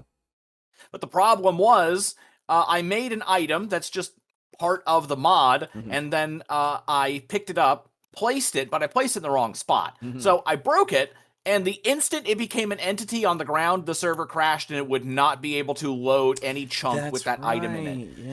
And because the chunks weren't loaded, we couldn't delete the item. So it was just stuck there, and it would... I remember that, yeah. I was very angry because it was my fucking fault, and I had no way of doing anything about it. Yeah. We tried to get rid of that thing for like hours, and we couldn't do it. Yeah. Oh well. Yeah. Anyway. Yeah. We did it, everybody. We covered a couple of videos. Good job. Claps all around. Yes. This is... But I don't want the clap. Oh, well, I'm sorry, but you're getting it. Ah! But yeah, Sounded like you got it 4 times, actually. Yeah, Jesus. well, what can I say? I'm just infectious. So, I didn't know you played Nurgle. Please don't fucking play Nurgle. God, you're insufferable to play against. we wouldn't even play that. We would play one-page rules. I think there's no. Oh, I it wouldn't be know. that bad. Anyway, What do you mean? You can play as the Chaos Brothers. I love their name. yeah, It's they're so pretty stupid. good. So, this is the time, as per usual, that I will invite my lovely co-hosts here to leave if they wish to. That's right. If you're feeling it, you absolutely can. Alejo, how about I invite you to leave, and it's all right. I will do all the work for you. Oh, okay. Okay. Nice. What the That was a hell? good one. I liked that. I don't understand the reverse portion of that. I He know. invited you to leave so that he could do the work, and then he And then leaves. he left because it was a joke. That's weird. Yeah. Anyway, I'll stick around because I'm busy playing Deep Rock All right. somehow. I Yeah. don't know why the hell I'm playing Deep Rock. Oh, again. no worries. he's back. Oh, hey, he's back. You know, I said that figuring it'd be a bit, and I'd see Boo disappear like a second later. Ah, Yeah, no. I was actually going to stick around anyway because I'm playing Deep Rock Galactic and I'm just already vibing. So Yeah, fair enough. All right, cool. Yeah, All right, have a good one, brothers. yeah, see ya. Yeah. Bye-bye. Bye-bye. Goodbye, audience. Goodbye. Yeah, we only got a couple of comments to go through. By a couple, I mean a few, actually. But they're pretty short. So, first one that we have right here is from Unit Rico. Oh, I didn't mean to select it. From last week's episode, saying, "Can confirm. It is always a joy to see the memes before I see the VOD, and I get to wonder what the actual hell was going on during the stream for a few days." True. It's fun. Yeah, I bet that's pretty good. It's really fun. I love the memes. Yeah. Then we have from a newer person, Normal9253, saying, "The fuck is this geek as hell shit?" And I said, I immediately was like, found a new person. So there you go. Oh, yeah. Hello, bros, says Timothy. Still working on lore. Writer's block sucks. Have a nice day. Yes, it does. And I'm sorry I have that you something similar, but it's slightly different. I have fucking researcher's block. Oh, yeah, same. Yeah. God. Yep. I'm currently researching. I was telling this to Aiden. I'm currently researching the urban planning of a small town. So, I'm going into that. I'm thinking about booting up City Skylines and and literally making a town that way to see how traffic and stuff could be and all that shit. Please don't tell me it's City Skylines 2. No, I don't have that. Very good. Yeah, I only have the first one. Because they fucked up the second one and they basically just dipped. Oh, really? Damn. Yeah, it's a real bad situation. That's unfortunate. Yeah. But that's that. Those are the comments. So I'll move on to the shilling. Wow! Oh my god. Time to shill, everybody. Time to hear about bunk ass merch. That's right. It's not bunk, man. It is. No, it isn't. It's good. How much of it do you own, huh? Oh wait, all of it. You loser. Quite a bit, actually. Yeah. Anyway. So some might say I'm biased. So we go over here to the website. We do have a website. It's in the description. TableTalk. Oh my God. DND.us. And if you go over to the support us further page here from the more section, you can see all the stuff that I'm going to talk about. So first off, we have a Patreon. If you wish to join it, it's not an obligation. You don't have to, but you can for as little as $1 a month. The same can be said for Ko-Fi. Oh my god, they're both there. They're both ways that you can become... Is it Ko-Fi? Yes, it's Ko-Fi. Indeed. Oh, I thought it was always since you always called it Kofi. Yeah, before. I think it is Ko-Fi, but It's either one. I don't know, Who knows? man. Who cares? It's impossible to know. Yeah, no one could ever tell me. So if you become a table flipper through those ways, for as little as $1 a month, you can join these lovely people here and get the ability to join Table Flipper exclusive streams, as well as early access to videos when they are done and made and put up for everybody to see for the new campaign. As well as you get the section in our Discord, link in the description for the Discord if you don't want to pay for it. You can be a free member, of course. But a big thank you goes out to our tier 4s, that being Draco Kraken, Rick, aka Unit Rico, and Steely. Thank you very, very much for contributing and doing so for so long. A thank you goes out to Crimson Rose as well at tier 2, and a thank you goes to our tier 1 contributor. Thank you. Again, not an obligation, but you can for as little as $1 a month. Up to you. Then, of course, as we continue, we can go over to Fourth Wall.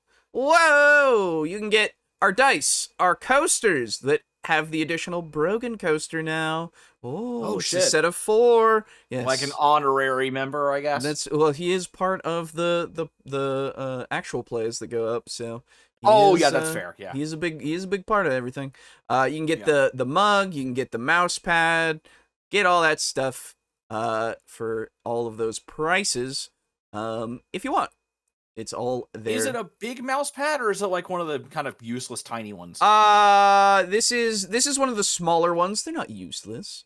Oh, for me they're useless. I need a big one. Fair enough. I have been thinking about making the big one because there is the big one option.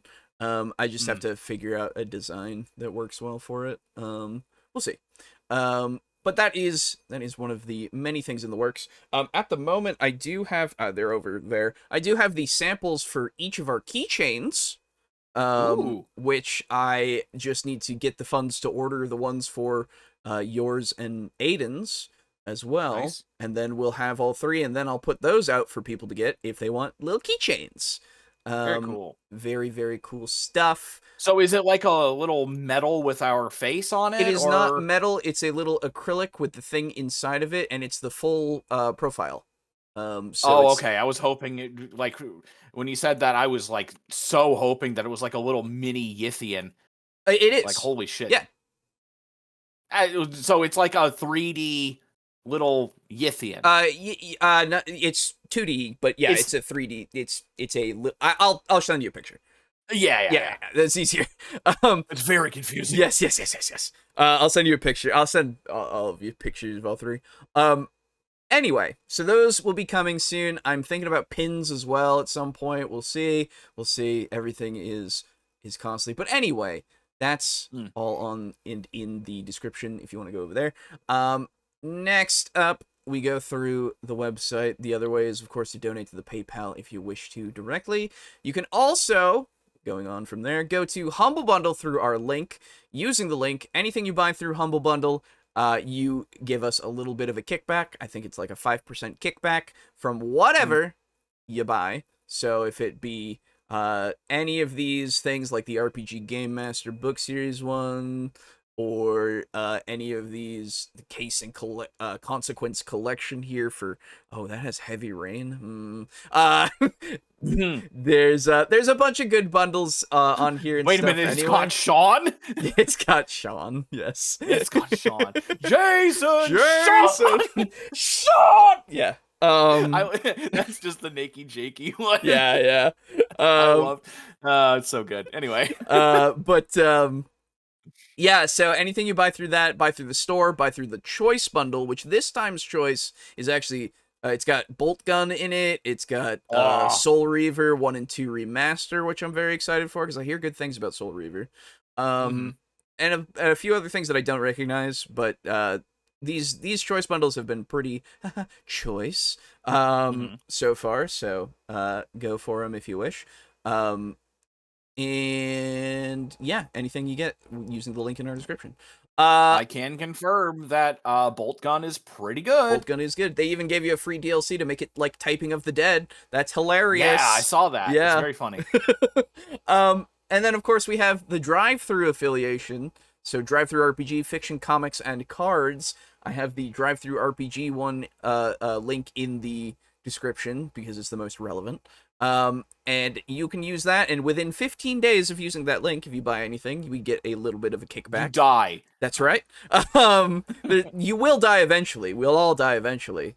So it really, I mean, everything you do will make you... It's still technically a true statement. Yeah, everything we do brings us closer to death. So... Yeah. Anyway. It's like saying the breathing air has a 100% chance of fatality. Yeah, just, exactly. 80 to 90 years down the line. Yeah, exactly.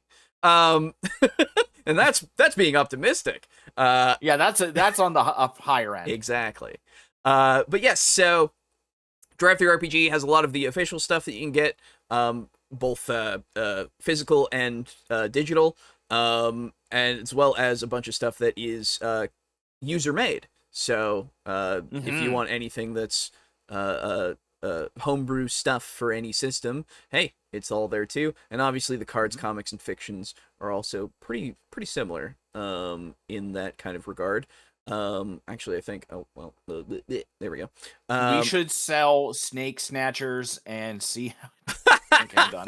God damn it. I can't even finish that sentence, man.